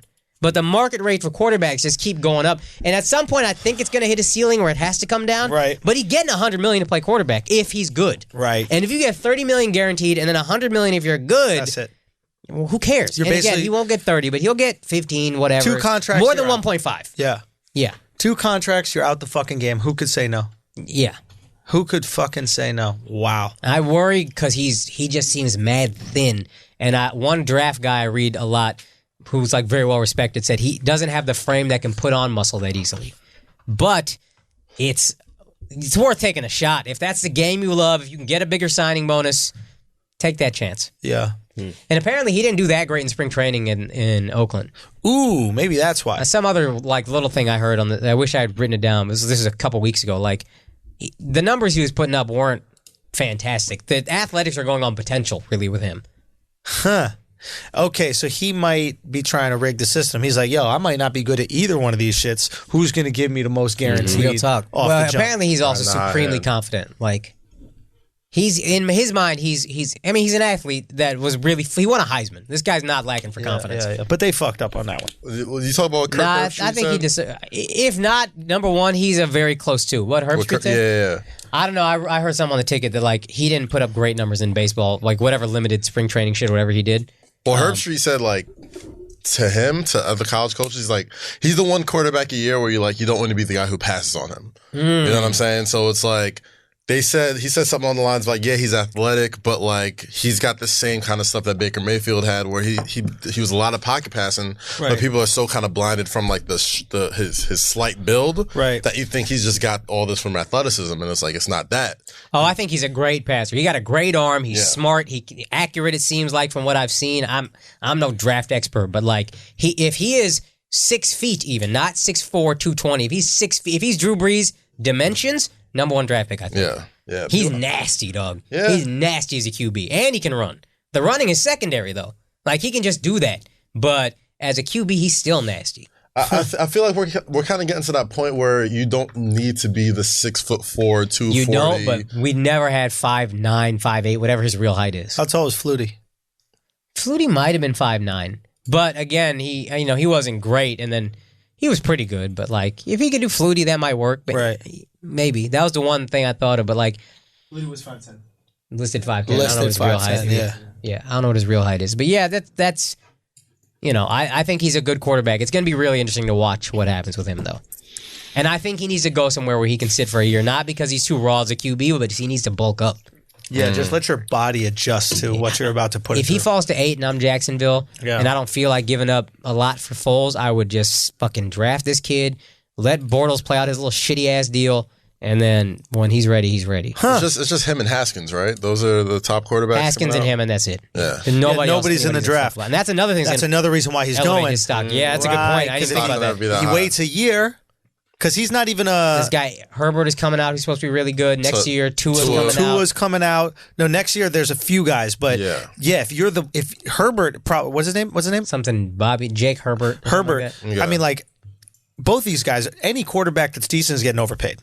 Yeah. So if you're a quarterback and you can, get the fuck in this draft. Yes. That makes perfect sense. Do you take the chance on him if you're the Giants? Fuck. I said that. I said you got Eli for a year. Don't. I would take the chance on him. Offensive line, defensive line, nobody else matters. QBs do matter though. I don't think so. I mean, the Giants' offensive line is terrible, but QBs are big. Like I feel like the offensive line is something you could fix within a year. Like I don't think that's something. They've been trying for 3-4 years and it hasn't happened. And last year, I think they fucked up not drafting a QB. I think if you get a franchise QB, get him. Yeah, because that is here's the final even after drafting the rookie of the year. Here's my thing, huh? Even after drafting the yeah, because to me, running backs, first of all, they don't last super long. A quarterback can play 15, 16 years. Running backs don't seem to be productive that long. That's fair. Second, you get running backs in the second, third round all the time. Yeah. Kareem Hunt, 4th round draft pick. All meaningless. Yeah. Here's the thing I do not understand about the second-tier professional football leagues coming up. Right. Why would anyone play second-tier professional football as an offensive lineman? Because like you said, you're a bouncer at One Oak or you're playing football. But the money can't be that different.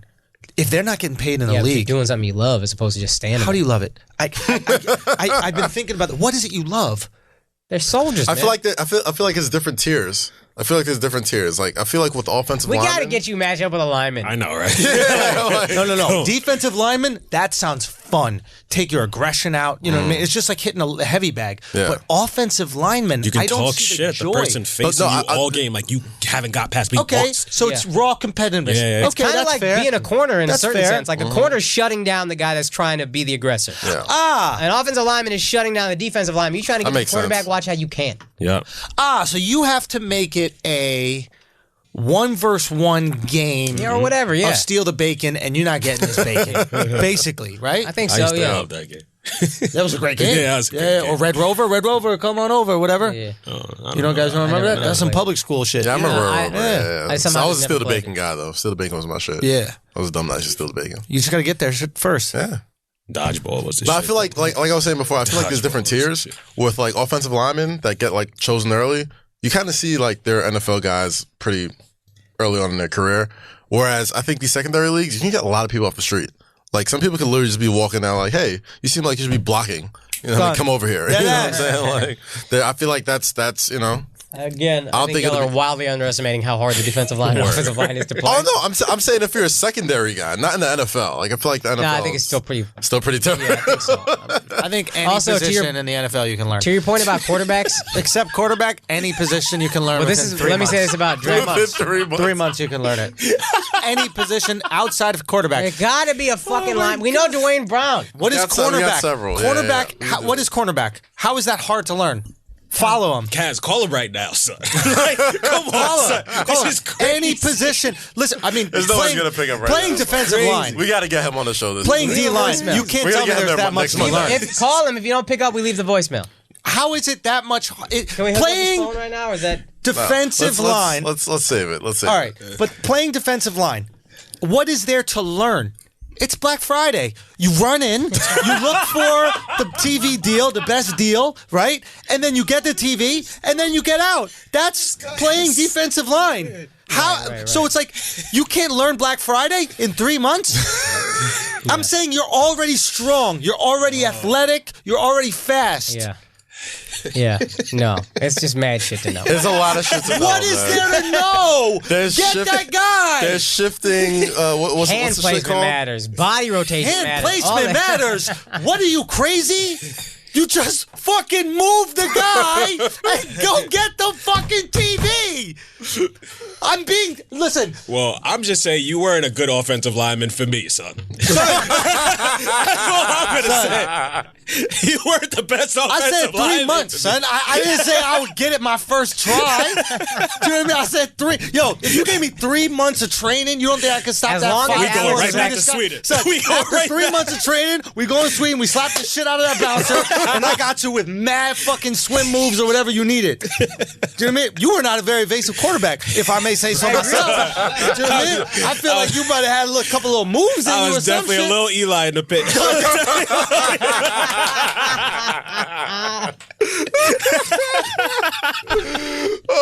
Son, you were so Eli, son. So Eli, son. Fuck, bro.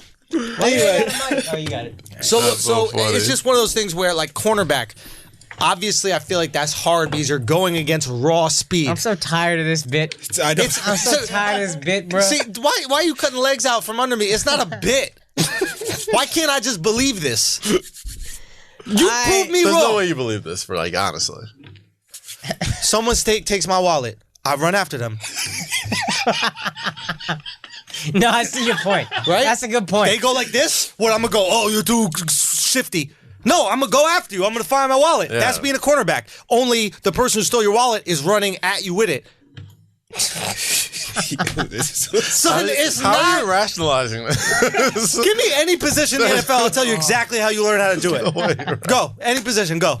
Imagine. Give me any position. Any position. Any position. The ball gets thrown up in the air. Middle linebacker. The cornerback. The ball Middle gets thrown up linebacker. in the air. You don't even gotta catch it.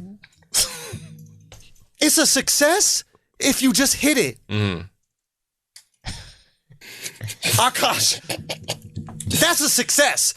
You slap me 5 when the ball gets thrown up in the air, and I'm in the same position as the wide receiver, and I don't catch How it. you I get in slow the same down. position You know as what a an wide argument- receiver? That's you know a what- massive assumption. Run with him. You know when an argument? How many different things he gonna do? He gonna go either straight. He gonna go straight, make a right. He gonna go straight, make a left. No. Maybe he gonna do. You know fake when an right, then argument go is left. so stupid, like you have like no rebuttal. You're just, First of all, it's not like when you and your boys are like wrestling and you're in socks and you're all slippery. You got cleats, so even if he does got make a cleats move, too. yeah, but I could dig this cleat and then I'm back with him. The cleat changes everything. You don't got weak ankles. That Say shit what? crack your ankles in half. Fam, I'm imagining I have my strong ankles. This is prior to when I turned my ankle. Look at how much that cleat, like, okay, give me any position. Middle linebacker, right? Middle linebacker, yeah. Didn't you just pull your back lifting the fucking bag with cameras First of all, in it? I was rolling it. I wasn't lifting it. It got caught when I was on my apartment. My whole back shut down. Yo, that happened when I was with him too. No, that was when it happened. He's literally breaking down, and he thinks he could. No, I didn't say my body would hold up, but I just said that I could learn it. 3 months in, I could middle linebacker. First of Can all, we issue this challenge? We give you 3 son, months. I'm it don't matter. Can I just say middle linebacker? Middle linebacker, yeah. You got help on the side. Why? That's the easiest linebacker, if you ask me. The hardest one is side. Side linebacker. Side linebacker. Because That's not even what it's called.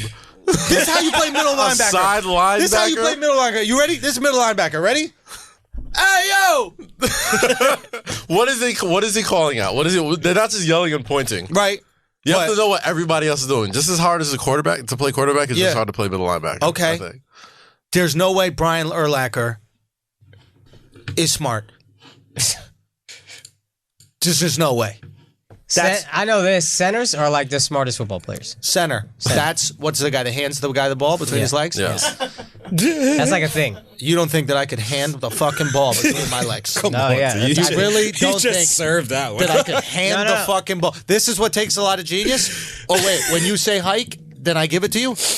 Yeah, and then afterward you got to I protect like your how quarterback. serious you're taking this. I like how serious you're really defending the center. The easy. Yeah. First of all, what does the center do after he hikes it? He just stands there. Just stands there. He don't read the defenses. He don't tell you what's coming. This guy can't read. You're talking about a guy whose job is hike and then hand the ball. That's not his job. What's his job? He's not even the guy that. He's has to be on the same page with the quarterback to let him know which defenses are coming from where. How many what- pages are there? Plenty. It's a play. It's a play book. It's a book of plays. If he isn't What else helping, you got to do? If he what isn't what helping, else you got to do that day? You got nothing to do that day. Lift but weights. Eat calories. You don't even have to lift, but maybe you lift, right? You gotta lift. You don't even have to do cardio. Let's Call talk about Dwayne, that. dog. Let's just end this right now. I'm saying quarterback would be difficult. That one is difficult. Defensive line. Dwayne Brown is not a quarterback. He's an offensive tackle. Okay, he's a what? Offensive tackle. Left tackle, I think. First of all, okay. left tackle, I think. All right. Yo, can I tell you about the most embarrassing moment of my life this weekend? Yeah. All right, so I go visit my nephew in Philly. Right. We go to have pizza. Nah, I'm bugging. We go to have Thai food. And I'm like, yo, I want it spicy. The waitress is like, oh, you sure it's really spicy? I was like, nah, I could take that shit, make it extra spicy. So I'm there in front of my brother-in-law, and he's like, oh, word, let me get it extra spicy too. So now we both have it spicy. Fuck. You can't let this white motherfucker Son. The guy who's just nutted in your system. Come on, son. And Come they on. had a Not child. just. Come on, 9, come on. 10 months ago. Yeah, but now that it's all sewed up, he ready to get back in there. Is she ready for that again? Come on. You guys All talk right. about that. So boom. I'll tell you something spicy. That bedroom, bro. Right after the doctor put the extra stitch, make that shit So tighter I'm than I'm before eating the food, Yeah. and like he's asking You know me, what is it he spicy? And like I'm You know what he eats? placenta. come on, now chill. Go, All right, go, So go, now go. it's like I can't say it's spicy because I can't look pussy in front of him, but that shit was burning. So I'm Right. like my nose stuffing all that shit. So I'm cool. I tough it out, finish the How's he plate. handling it? He's like just throwing it back Like a it's robot, easy. not even He no could have emotion. finished my plate if he wanted to. So Same way he's handling his parents' Gosh. disappointment.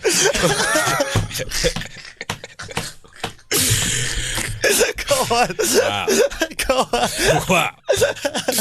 Not a care in the world. That motherfucker don't give a fuck. Go on. So I'm driving home. I'm like maybe 30 minutes from my house. No. Out of nowhere. Oh, no. I'm on I-95. No.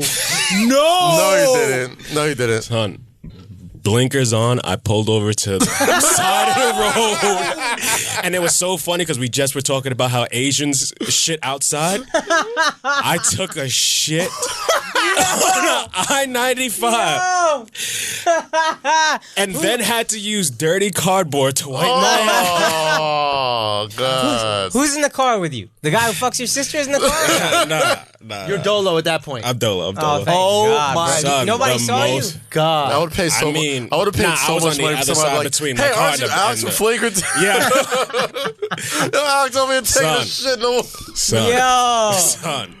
Oh, my Jet- God. big ass shit. You know too. what's crazy? But I felt Hard shit, or was it Nah, it was liquid? Liquid. Straight liquid. Straight liquid. That food, Only that food liquid went making you right shit like through me, that. son. Not for Pull that, over? that dirty cardboard might have made your ass dirtier than. I mean, just I rock couldn't with just the like crusty pull cheeks. it. Can't- no, I you couldn't can't just have pull no- my pants. I mean, up you're on and your way drive. home at that point. You might Where'd you as find the well. cardboard? Nah, luckily it was right there. That was a sign from God. It wasn't even that dirty. Wait, you just let use cardboard? Yes, it was either that or just Bro. pull up. Bro, highway You're cardboard? on the way home. Use your underwear, fam. Just wipe with your underwear. Throw it in Throw it the away. fire. Yeah, you gotta that's right. sacrifice I didn't it. think about that. You wiped your ass with the You want eaves. that ass with some unknown Nah, but piece I of- definitely I triple showered, like what got all in there. Like How when I far got from home were you? 30 minutes? 30 minutes. I couldn't hold No, it. you can't Like wait for I 30. really couldn't. Can't I wait couldn't for hold 30. it. You gotta take that shit. I could not gotta hold take that shit. It Don't- felt like my insides were about to explode, Yeah. son. Yeah, And how'd your British brother-in-law handle it? I didn't tell him. No, You but didn't text him? He texted I you didn't. back? I didn't tell him. You Like think that he- was the combo you you're gonna think bring he- up. think he went home and took a horrible shit or just fucked your sister again? Akaash. Damn, that was That was a rough. really strong one. Come on, son. That was so strong. What? That's where the first baby. You don't want another niece? God, why Nephew. are you Alex? talking about him having sex with Alex's sister? That's so disrespectful. I'm just saying, it's a beautiful thing. That's how he got his niece. Jesus, Akaash, so vulgar. Do you not want another niece and nephew? Sure. Alex got his hoodie up. He was Then able to what's fight you. Yo, man, suck my dick, man. Whatever, bro. Fuck out of here. Bottles come.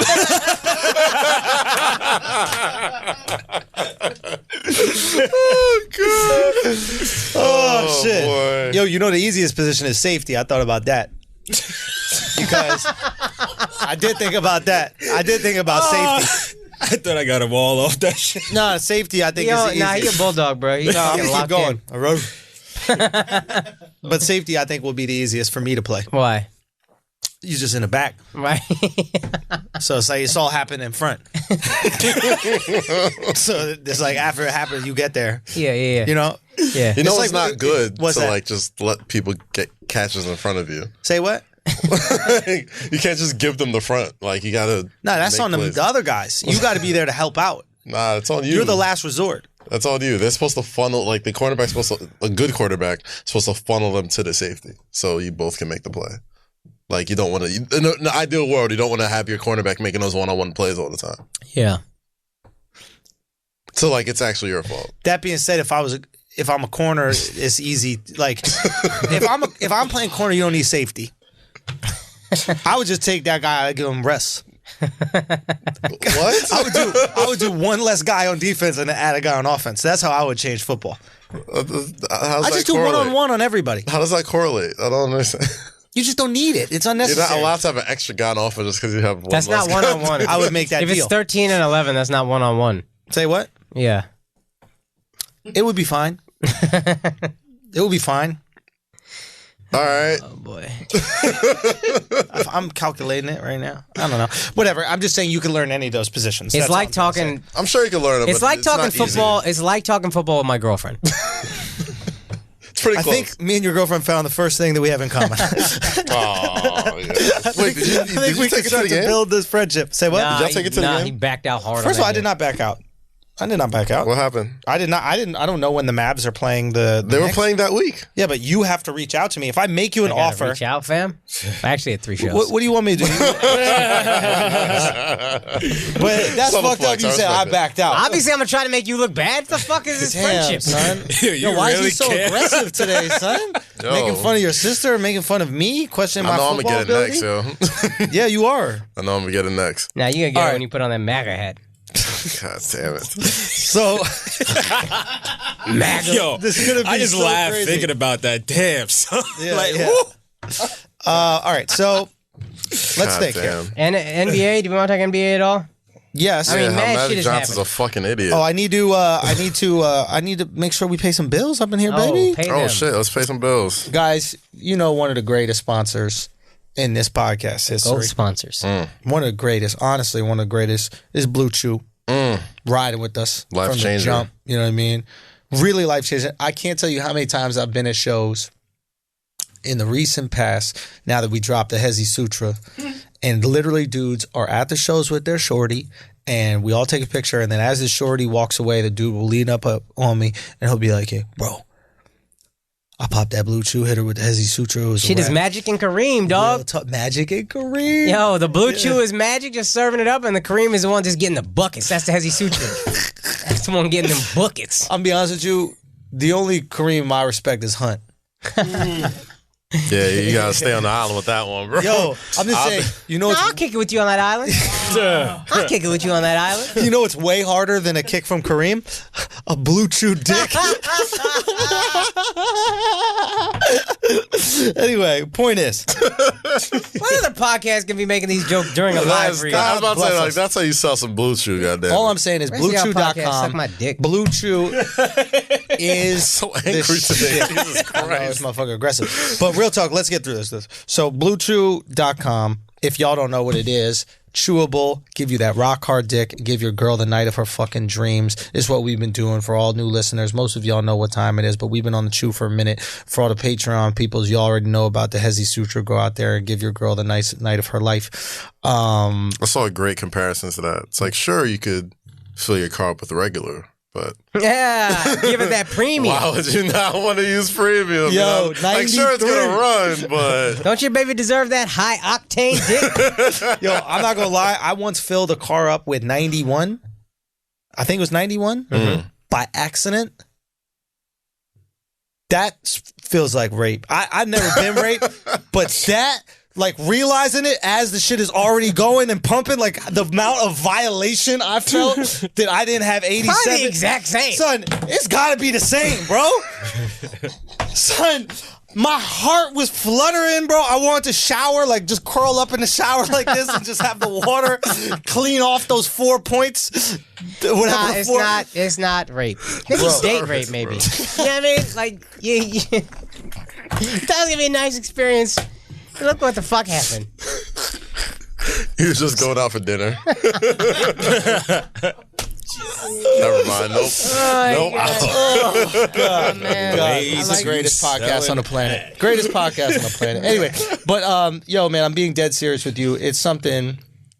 I mean, y'all already know how much we support the Chew and how much we fuck with the Chew. It's been so great to see y'all fuck with the Chew, and just really go out there and have that. For me, having that backup strength, knowing if I got to get it rocking again. No, sometimes I don't want to have it rocking in the morning.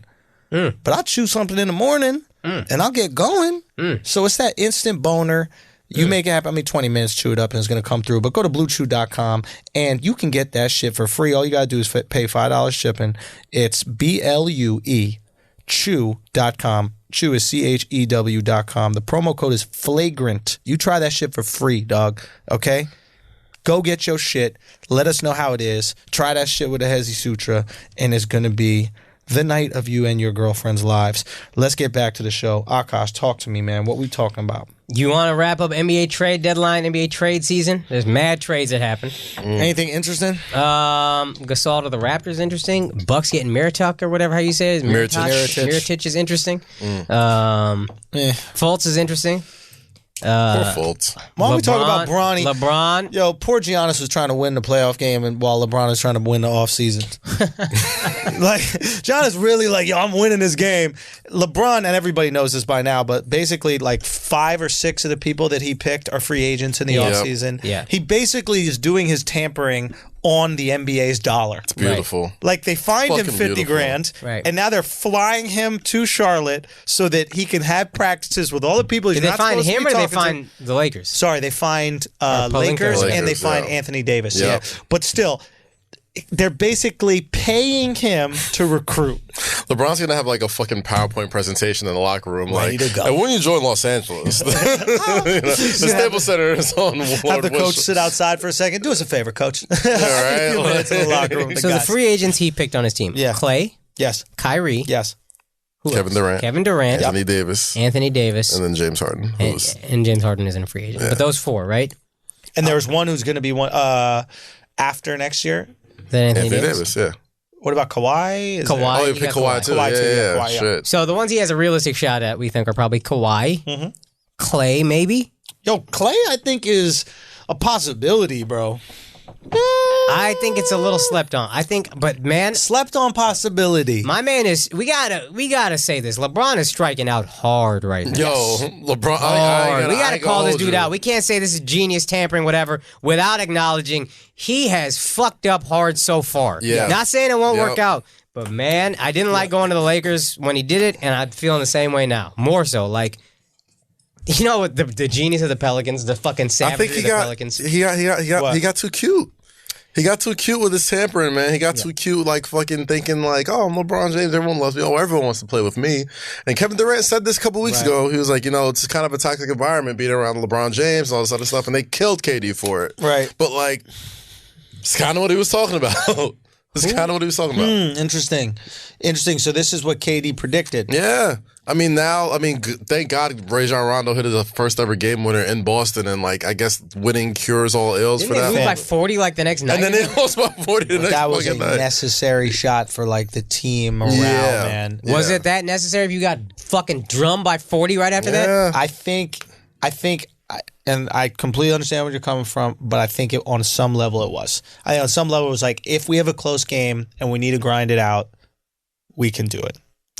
And Things looking rough for them though, man. I mean, yeah. like, So without what making happened? So this It's is, just I don't know if this is a theory or just I heard it from one guy. Shouts to Jay Kemp on the ticket. That's my Right. guy. But he said his theory, at least, and maybe it's a real theory, but the Bucks or not the Bucks, the Pelicans were so annoyed about the tampering of the Lakers, they were like, you know what? Fuck you. We're going to make Magic offer every one of your players for Anthony Davis, knowing we're not going to trade him, just to fuck up your chemistry and your team environment and all of that. We're going to do to you what you're doing to us. We're not going to tamper, though. We're just going to make you offer anything with no intentions of trading him to you, because fuck AD and fuck you. And then there's a picture, as soon as the trade deadline is happening, of all of LeBron's teammates sitting 4 seats away from him. LeBron alone on an island. Yeah, that was rough. Like Andrew playing cornerback. No That was help. rough. I don't need help. Yo, LeBron don't think he do either. I'm a safety. I'm not gonna hold you, man. LeBron, we're big LeBron fans here all Yep. the time. We always big him up, but Yep. like him, Magic, and Pelinka kind of fucked up. And the newest news, time, Kaz, you know more about this than me. I just saw the headline when we started recording. Yeah. Lakers are in trouble again, potentially, for tampering with Ben Simmons. Yeah, so there was right. news that Ben Simmons kind of wanted to spend his summer like learning from legends and like kind of like picking Fucking up a his game and all that shit. Kardashian. Like, That was what he wanted to do this summer. Let's Yeah. call it what it is. Well, in the sports sense, Magic Johnson offered himself to be like, hey, I'd love to go and sit and talk with Ben Simmons and show him how the finer things of being a tall point guard or whatever. And like the timing of it is all wrong because the tampering shit that's already happened. And secondly, it's like Ben Simmons is signed to LeBron's agency Clutch Sports, and it kind of makes Magic seem like a fucking idiot because it's like, even if you are going to do this, like the You know what timing else of makes him leaking seem it- like an idiot? AIDS. So, Akaash is spicy today. I'm in the hospital. I'm not okay. What you talking about? Akash's mom is in the hospital for. I don't know if we spoke about that We yet. did. Yeah, we mentioned did. it briefly. We mentioned it, but I don't know if we said exactly what happened. I mean, Chris yeah, was talking Chris about talked the about heart it, yeah. thing. Yeah. So she had a slight heart Right, attack. right. Now you've heard so far she's okay. Yeah. Everything's Knock good. on So wood. if everybody's listening, we're good. Everything's Everybody's fine. saying good juju to Akash's mom. You know what I mean? It should Absolutely. be Yeah. Send it. back. Shall we say a prayer? I'm gonna tonight. Do you want to do it together? Nah. No. With that fucking smirk on your face, not at all. Come on, let's hold hands. Nah, never. Come Literally on, bro. never. Come Literally. on, son. It's my mom, dog. We praying, Praying son. for her, yo. That's what we trying to do on the I don't fucking trust pod. you, fam. Yo, everybody in. I don't Alex, trust you, Alex, fam. edit everybody I in. don't trust you, fam. Nah. I don't This trust you, is fam. not a game, son. Come on. It better not be a Get off game. the I'm board, gonna guys. fed I you. don't like playing with I'm God, gonna fed man. you. Son, they don't want it. They don't want no parts. Listen, we're They don't want no we're parts of saying this. a fucking prayer, son. They believe in the fucking brujeria and all that kind of shit. Come on, Make sure everybody this in. shit is official. Come on. Stop smirking, Come fam. on, bro. Shit ain't funny. We're fucking Come on. praying You know what? for your I'll mom. hold the chair. All right, come on, bro. Okay. Come on, bro. All right. I don't like this smirk, dog. I don't Son, like this I'm only smirk. smirking because you're making me feel uncomfortable. I'm trying to say a real prayer for your mom.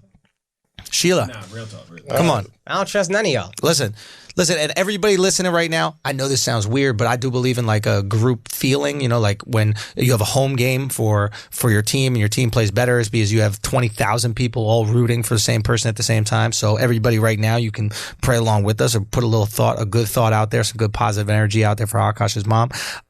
So Sheila Singh, we are praying for you right now. We wish you the best of health. We wish you the best of wealth, and we wish you the most happiness and to recover extremely quickly from this small setback in your life and continue loving and supporting your son and supporting your son's friends, myself included, and your other son. Sorry to forget about him, but he can be third in that list, in that order. And but we love you so much, and we wish the absolute best for you. And yeah, that is absolutely it. In God's name, amen. Amen. Or how would you say amen in Jebagwan. right here? Right. Gali gali short hair Pakistan. I got it out. I had to get it out. I got it out, man. Fast. You got it. I got it out. I don't know if I got it first, but I knew what I needed to do. I knew what I needed to do. But in all seriousness, man, the best of most love going to Akaash's Appreciate mom. that. Absolutely. I thought that was serious. I didn't fuck No. around. Appreciate you. Appreciate You know I got mad love for moms, Yeah. man. Come She on, loves son. you. It's giving back. That was a Akash, beautiful you got moment, man. I love that. That was a beautiful, genuine moment right was, there. yeah, I like yeah. that. I like that. That was And cool. you wiping off sweat from your hands like it was my hands that were sweaty. Your hands were you mad sweaty, sanitizing. son. Damn, you need a sanitizer Nah, that you quickly, should bro? sanitize with this motherfucker. I know what time it is. Yo, this guy really playing me, son. You think you gonna be able to climb a wall with them slippery ass walls? You ain't gonna climb no fucking walls, son. You sliding down that shit like a chicken fucking stadium. Bruh. And all I was thinking, I was like, damn, Akash hands so small. Small, bro. They're very Shit's dainty. is small, They're dog. very Like, dainty, you man. definitely Shit is- fumble it. So. She's like my dick, bro. What you gonna do? They are made to hold it though. Yo. They're made to scale. Exactly. They have to be. Right? You can't have a huge dick with little hands. That'd just be weird. Nah, it don't work. You know what I mean? Can't control that shit. Yeah. Unless you have like gigantism Fire or hose. some shit. Dude, gigantism. Yeah, we're just like all fucked up. That never affects you in a good way. No. Right? It's always like your ear or your like nose or Yeah. some shit like that. Yeah, it's always like head and hands. I thought the whole body. Gets gigantic with Yeah, it? it's particularly You hands. get, Wasn't like, some Andre sort the of Giant? surgery. Particularly hands and head, I think. There was a wrestler that we had who had the same Andre the Giant shit, but he got the surgery to stop it. Oh, you could stop it now? Yeah, like there was some shit like his name was Lars Sullivan. What do they do? What's the And surgery? it's like I don't know, but Press apparently down mad hard. Just, oh god. yeah, my man look like Andrew up top. Which right one? there in the suit? That guy's Asian, bro. No, he ain't Asian. Holy bro. fuck.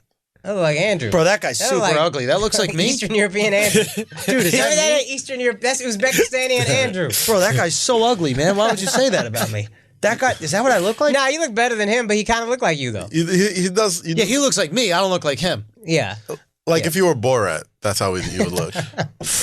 Yo, all white people really looking look like alike. that. son. Bro, they Like don't- Andrew could have been like 5 of these motherfuckers. Yo, son, like white real people talk. really look alike. When we were in the fucking, when we were in Europe, son, and I put it in the People do vlog. I put it into like the tour doc. But when we were in Europe, we'd go to like these historic shits, and we were walking around the Heineken factory, and we seen all the people that were instrumental in like making Heineken as global brands. Right. Son, I look like all of them. They were his Like, ancestors. literally, the only thing changed was mustache length. Like back in the day, it would be a huge mustache, Yo, and then it got little. Hold up. Look at this little motherfucker next to this dude. You didn't see him? Nah. Yeah, That little chicken nugget. Benjamin Button over here. Yo. That's Benjamin Button, fam. Bro, that guy, you don't even have legs, really, or those are his legs. Oh, I'm you got not that sure. cane. Oh man. Oh my god. Bro, look at that little ass man. My man adorable, dog. I carry that little motherfucker wherever you want to go. That's what your hands look like. Like you ever watch Pokemon? Yo. That have like Pikachu and like the evolved version of Pikachu. That's the human That's what this version. looks That's the Pikachu. Bro, I was watching this there's not even roast battle. It was like this rap battle show, like a clip of it. Mm-hmm. And there was this guy, Brad. He's a midget comic. What's his name? Oh, Brad, fuck. I Little forget his name. person. Yeah. What? Little person. This is Flagrant too. Oh yeah, you're right. My bad. Of all the shit that we've said on this show, Is dwarf? I thought dwarf was way more. Dwarf sounds way worse than little person. Nah, but that's like the Dwarf science. is a mythical creature. That's not something you could call somebody. Nah, yes, you can. It's Wait, they want us to call them dwarves. no, there's a scientific. Like it's different from midget, little people. Midget's more fucked up. Why is a midget What if you just fucked call up? them like sleepy or like? You know what I mean? Yo, you ever fucked a little person? Say what? You ever fucked a little person? What define little? Like a midget. Like how? What makes you? What makes you a midget? Alex, you acting like you still I think employed. Bro. You work for Andrew. It's all good. I think under 4'11". I fucked a girl 4'11", I think. Like, so she's the tallest midget. That's Yeah.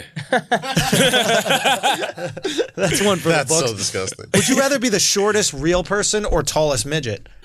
Tallest midget. Tallest I think. midget, definitely. Tallest midget. Yeah. Because you would clean up Yeah.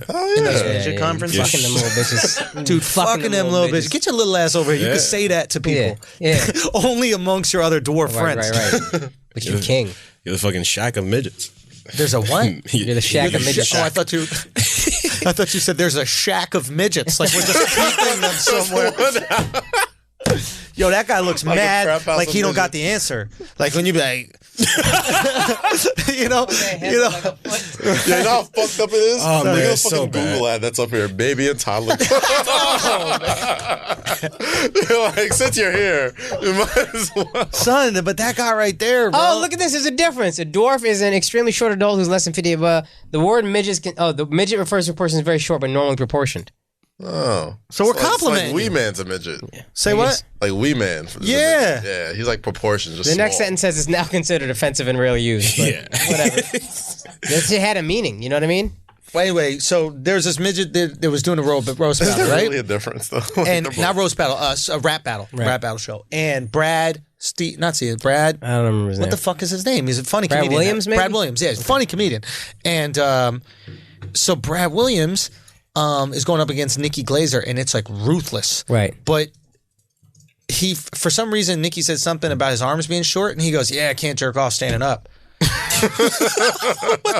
And in that moment, I felt bad for midgets. Like Yeah, I that's never felt bad for them before. That's tough. Who jerks Son, off I was standing about to say, you up? jerk off standing up? Yeah, son, in the shower. Will you sit down in the shower? I don't do that It's shit. nice to have That's the option. dangerous. I mean, it is nice to have the option, but like, that's Hold not on, my why is go-to. dangerous? So you could fall? Yeah. That's true. Yeah. But wait, so where do y'all jerk off? Sitting? In bed. In bed. Laying Yeah. down? Yes. So you just point at your face? No. Nah, that's you, bro. Yeah. Usually account for cleanup. You're not just aiming at your own face. All right. I've jerked off in my bed before, but I prefer to do it in the shower because it's one-stop shop. Yeah, but you can't watch There is an porn in the efficiency shower. about I it. don't be watching porn really when I jerk off. There's an I watch efficiency porn. about that. It's efficiency. That's Yeah. really what I care Cleanup, about. yeah.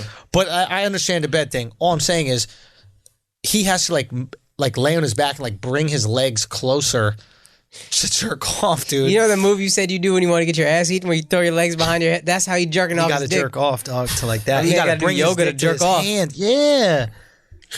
That don't make you feel bad. I won't call you a midget for that. The way you said it was You know what's pretty funny? depressing. I could tell how much you love feet because you be coming on your own feet. Every time you jerk off in the shower. Oh. Real talk, I don't. But when we were in Miami, we did smoke hookah out of a girl's feet that we met that night. That Like, happened? you don't remember that.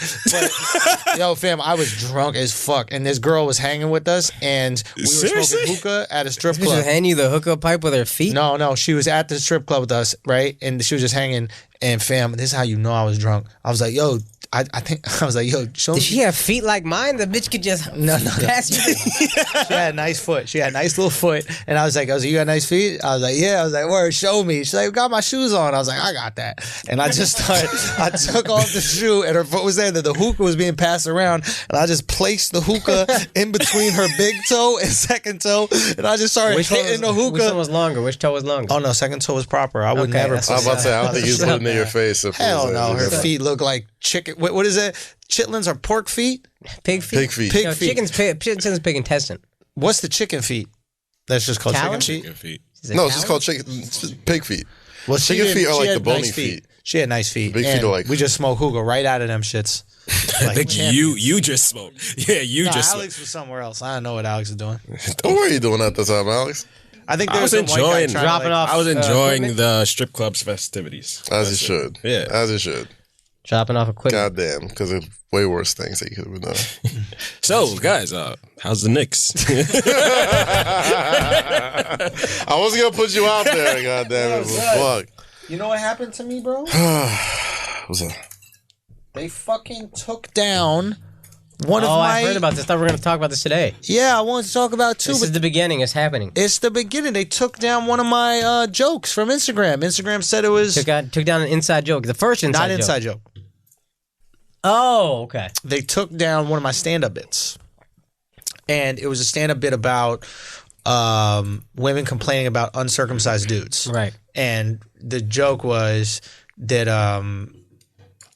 it was like, how are you complaining about, the little extra skin is like, a pussy looks like a bucket of foreskin. I think that's what I said. It looks like a jellyfish, something like that. Right. But I was really just defending guys who get bullied, essentially, by these chicks for having a dick that is the way dicks are supposed to look. Right?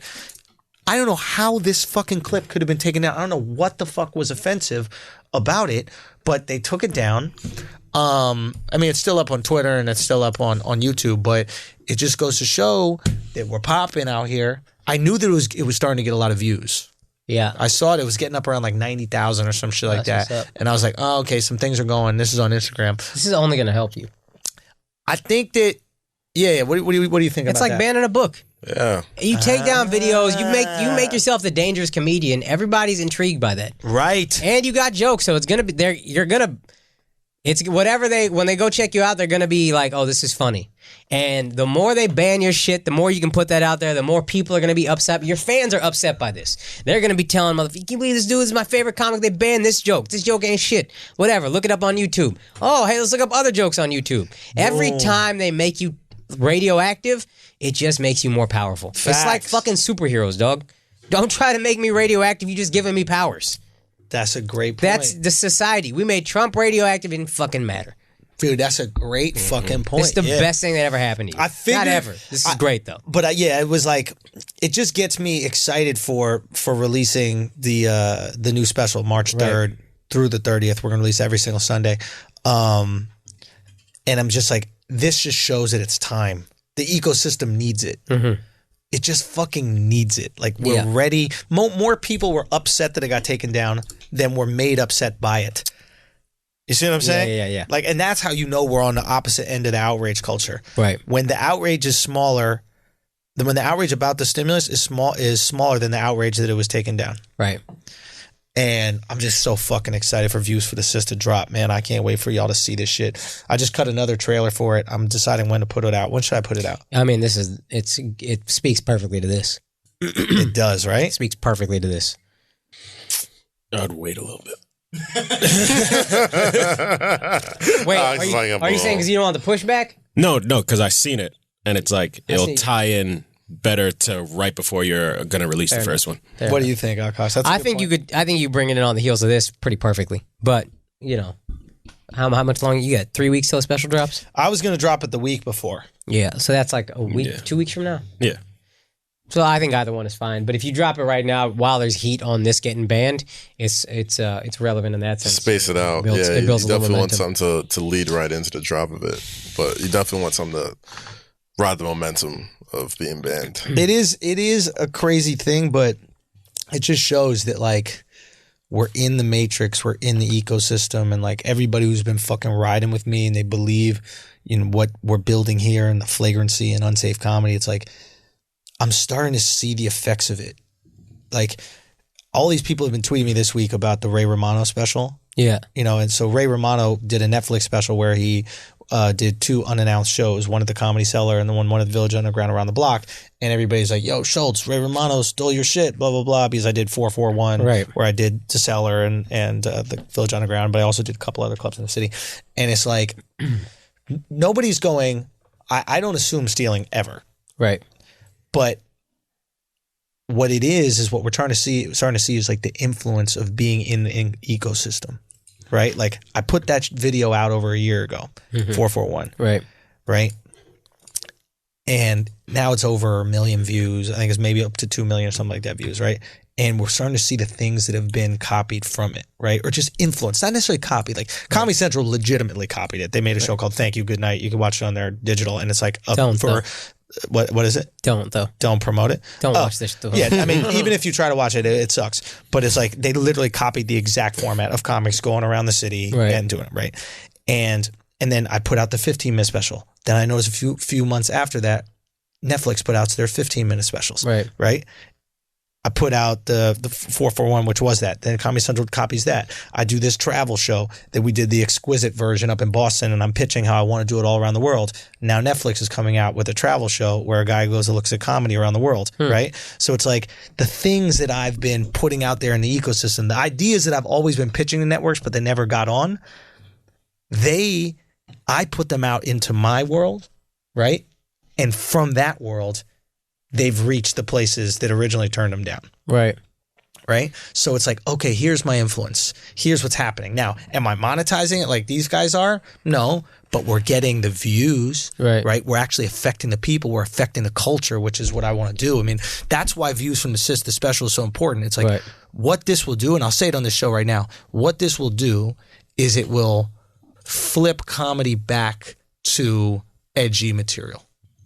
We're headed that way. It will be the thing that goes, oh, we can be edgy again. Right. We can say offensive jokes. We can do all these things. Enough with the PC shit. It will be like Hollywood, you always say this, but it's a race to who's second. Yeah. It will be the first. Just like when I started putting out, like even inside jokes, what we're doing, what that show is about letting people understand what comedy is and how it's made, so you won't be so upset at a joke that might piss you off, right? Because you understand the process. So it's like I just had to get into the fucking ecosystem, and it's so wild to see the effect that we've had. Like the literal, I'm watching ideas of mine that I've pitched to networks that said they weren't interested, and I put out myself, and now they're fucking copying them verbatim and doing shittier versions, but still.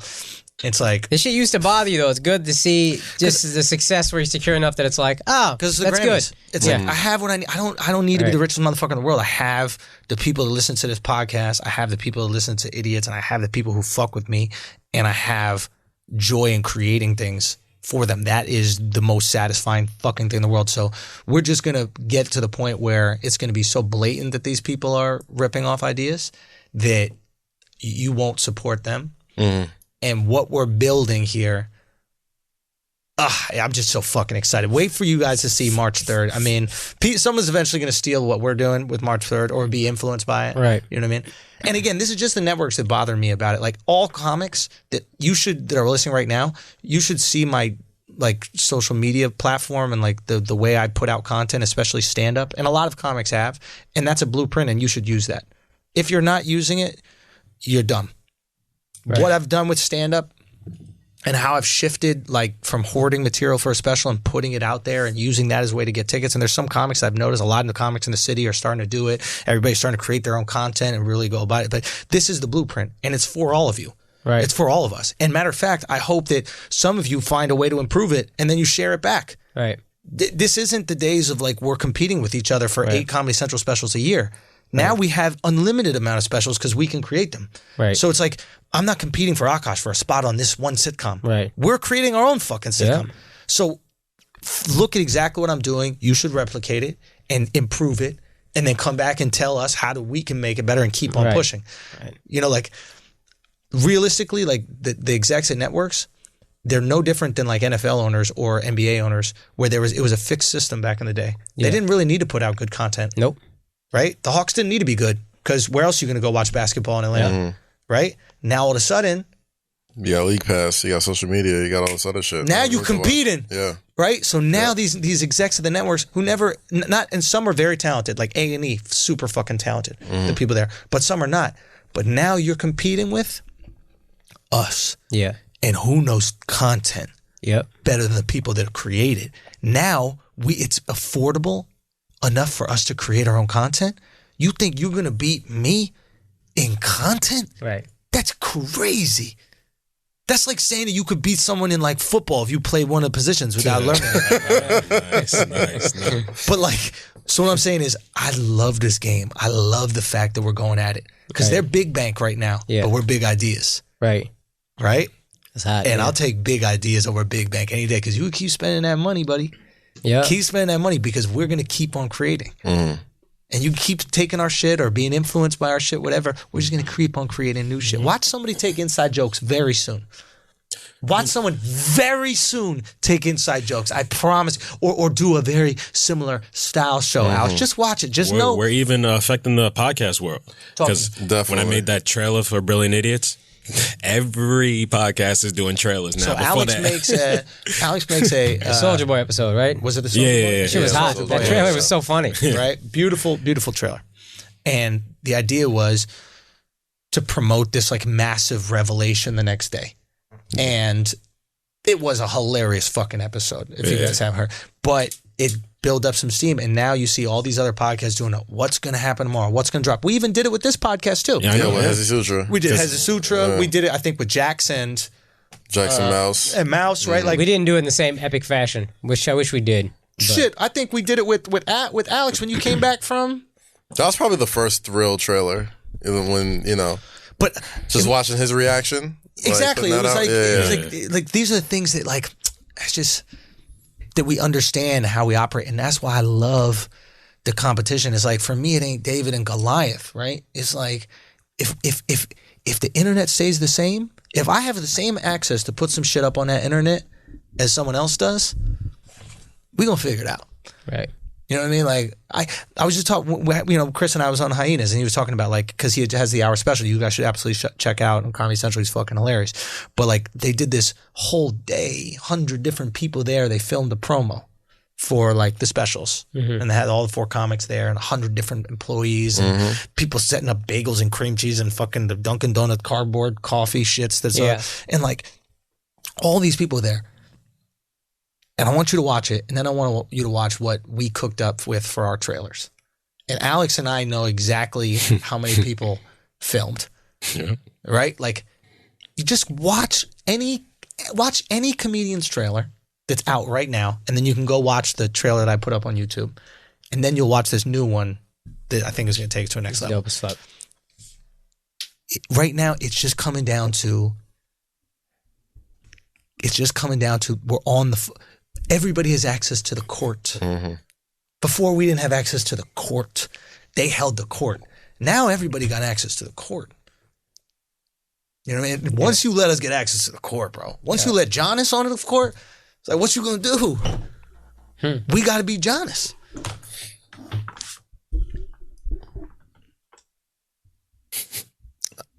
I wasn't going to say anything important. I just stood up. You said I was like, I thought you were about to drop good. a, Y'all can't see, but I thought Kaz was about to drop a Kaz bar, said it, bro. man. I just Lean into the mic. Yeah, it was on. But while we are building though, I mean, let's it's- like the internet- encourage people who want to be a part of this while we're starting up. Yeah. Because Like, right there's so now many- it's like we have so much work coming, like so many things coming down the line. Like the way I got started, the way Eden got started, it's like, hey, you down to help? Hit me, hit Andrew, hit us up. Like 100%. we appreciate all the help. Absolutely. We had so many people reach out, the photographers, and I think Jamil is going to come meet us in Charlotte and Raleigh, and I think he might come to the Florida ones. And he's like, yo, I can get there. I know somebody. I was like, yo, man, if you want to do that, absolutely. We'll give you opportunity. We'll try to make, and let me tell you something. If you bring value, you will get value. Word. Never. I mean, that's been the case. What I tell you from the jump. Yep. Right? So it's like if you see something that you could help us with, help us improve any of that. And if you have any expertise or at least some knowledge in a certain region that you think that we could do better, holler at us, man. We want to improve. We want to go out and we need your help. Because we don't got billions of dollars like Netflix. Facts. You know what I mean? We got a lot of fucking man hours that will work. We got passion. Yep. And we'll get behind it, and we'll fucking fight tooth and nail to build this shit. I mean, the thing is, the internet just kind of evened the playing field for everybody. Facts. You know what I mean? Like, when we grew up, there was only a handful of places you can see content like this, and the fact that you could find it on your own, create it on your own, like, it's just, and that's why record labels don't know what the fuck they're doing. That's why these big TV networks don't know what the fuck they're doing, because they're like, fuck, like, they're not going to out idea the people. You know what I'm Literally saying? why Like, they hire you. Yeah. Like Kaz was hired, if I'm not mistaken, by Bleacher Report because they're like, this guy understands how to move the internet. Yeah. Help us move the internet at Bleacher. No, Yeah, that was yeah. almost your job description. Exactly. Yeah, and that's what it is, man. Like they can't that little silo of people that you put in a company, and I'm just being on both sides of it now. Like you can't out idea the world. You know what I'm saying? Like it's not like it's me versus you. It's me versus the 80 billion people with access to the internet, and how am I going to do better than all these folks? You know, so like it's harder to continue to do that, and that's why these places keep shrinking. That's why Netflix gets so much money. Just hey, throw it at somebody. Just we need ideas. We need ideas. We need ideas. They're always creating. So, I mean, it's just really leveled the playing field, and now there between this podcast, between your specials, between everything that everybody else is doing, you really don't need that machine to kind of be successful. Chris was just here, you know what I'm saying? He has a Comedy Central special, but he didn't need the Comedy Central special, you know what I mean? Like he was already kind of out here. You guys listening are the machine. Yeah. You guys building this with us is what allows this to happen. Everybody supporting on the Patreon, everybody listening, it changes the fucking game. Coming out to the shows, it changes the game. Direct to consumer, we cut everybody out, and I'm telling you, I notify you of this now, not because I'm like, I need my credit or that kind of shit like that. My credit is solidified when you guys fuck with me. That is all I need. If you watched the Grammys yesterday, it's kind of why people like J. Cole is super successful. Boom. Drake came out there literally. He wasn't at the red carpet, wasn't scheduled to perform. He literally went to the award show just to tell people, hey, you don't really need this shit. Boom. You know what I'm saying? J. Cole said the same shit on Twitter today. Boom. Didn't even fucking submit his music for Grammy, you know, nominations or anything like that. love that. Like, you don't need this shit. He's one of those people who I'm such a big fan of just because Cole? J. Cole. Yeah. I think Drake.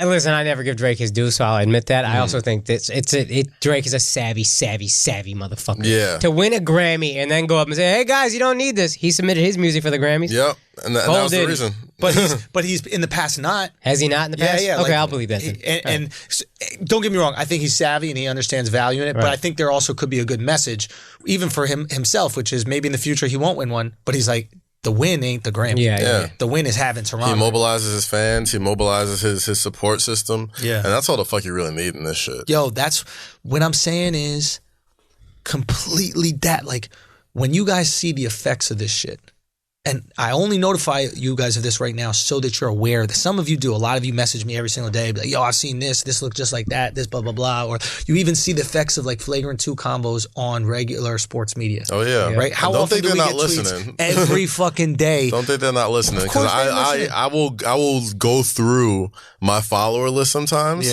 and see like their bios, like producer at ESPN, producer at Fox Sports, producer of this TV show. So it's like, those all the jobs, check marks follow Cast. None of them follow Akaash or myself, but all of them follow Cast. Did he follow Cash? Yeah. Their jobs are literally to say, what are people talking about?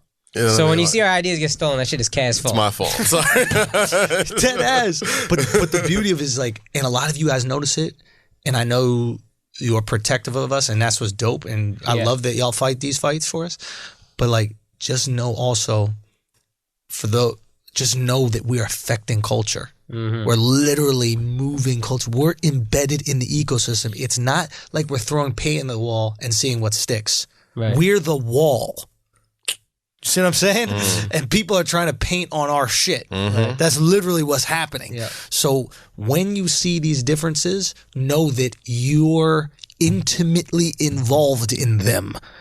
Okay? Without you guys listening and spreading these shits and making such a big fucking movement that you guys have made out of this podcast and allowing us to lead it into these certain sections that most people are afraid to go, this doesn't happen.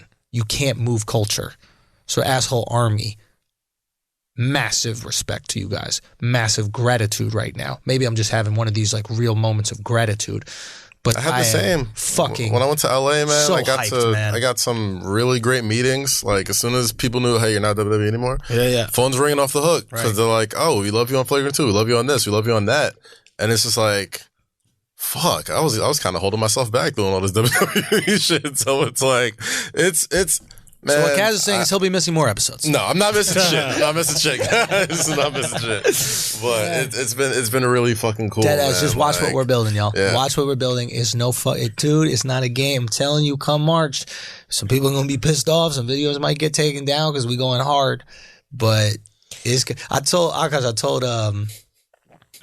The first LA sold out. The second one isn't. But I told my agents because they were like, "Yo, can we reserve X amount of tickets For industry?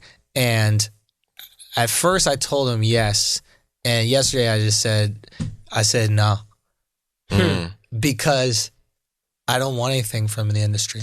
You know what though? That's actually what's gonna get their dick the hardest. Hey, maybe, but again, maybe that's the case. That's not my intention. But it's this amazing space where it's like I would rather 10 fans that fuck with this podcast so much and they manage to get Thursday night off, right? Be able to see that show. Absolutely. Than one secretary of a mid-level exec. And you know what it is too? You know what it is in a weird way? And I can relate to it now since you mentioned the thing with the industry fucking tickets. I had a dinner in LA and sat with a lot of fucking important guys. Yeah. And they all came and turned, at one point they all turned to me like, yo, you're my favorite Twitter follower because you say what I'm not allowed to say anymore. And I'm like, y'all should see these motherfuckers. You know what I'm saying? I'm like, it's one of those things where it's just like, we're getting to that point where like people are tired of the PC shit. Done. Not saying there's not a place for it, but it's like, it's so overblown. There's no balance. There's an article on The Atlantic about how like 75% of people are tired of PC shit. Yeah. March 3rd, guys. There's just no balance. March 3rd, we're pushing it in the other direction. It's building towards it, right? It's like, I don't know what that game is where the thing falls out from underneath. Right. Pick up sticks or something. I don't even know what the fuck it is. But it's like the ice is getting very thin and people have been skating on it and they've been skating on it and it's thin. You can hear it cracking. And March 3rd, we're going to break that shit with a fucking boulder. It's going to be really good. Yeah. And just watch what happens in the years that come after that. If you see comedy totally make another turn, just know we're intimately involved in that happening. We're literally the ones pushing in that direction. It's that fucking incredible. So anyway, thank y'all so much for what y'all do. Is that it? Anything else? KD's rant. Eden sent me something saying Russell Westbrook has 10 triple doubles, 10 straight, I think. Shout out to Russell Westbrook, man. The Zion block apparently was a big deal. I didn't see it. That's it. Oh, you didn't see that shit? No. Well, maybe we talk about it on the Patreon. I think that was a good way to end the show. Yeah. Matter of fact, we could just cut that little part right there. Let's just end it after that, right? Check out this weekend. Do some promos in the beginning. We're gonna do an ad in the beginning. Cool. We'll do Gotcha. All right, knock it out. So that being said, again, thank y'all so much for supporting what the fuck we do. Keep it tight. Keep building with each other. Keep talking to each other. Go to the Patreon. Join the community and really get the most out of the community, man. I'm telling you, the people. Our that success is on your shoulders, man. Facts. So, thank y'all so much for supporting what we do. And this has been another episode of Flagrant 2. Peace. God bless.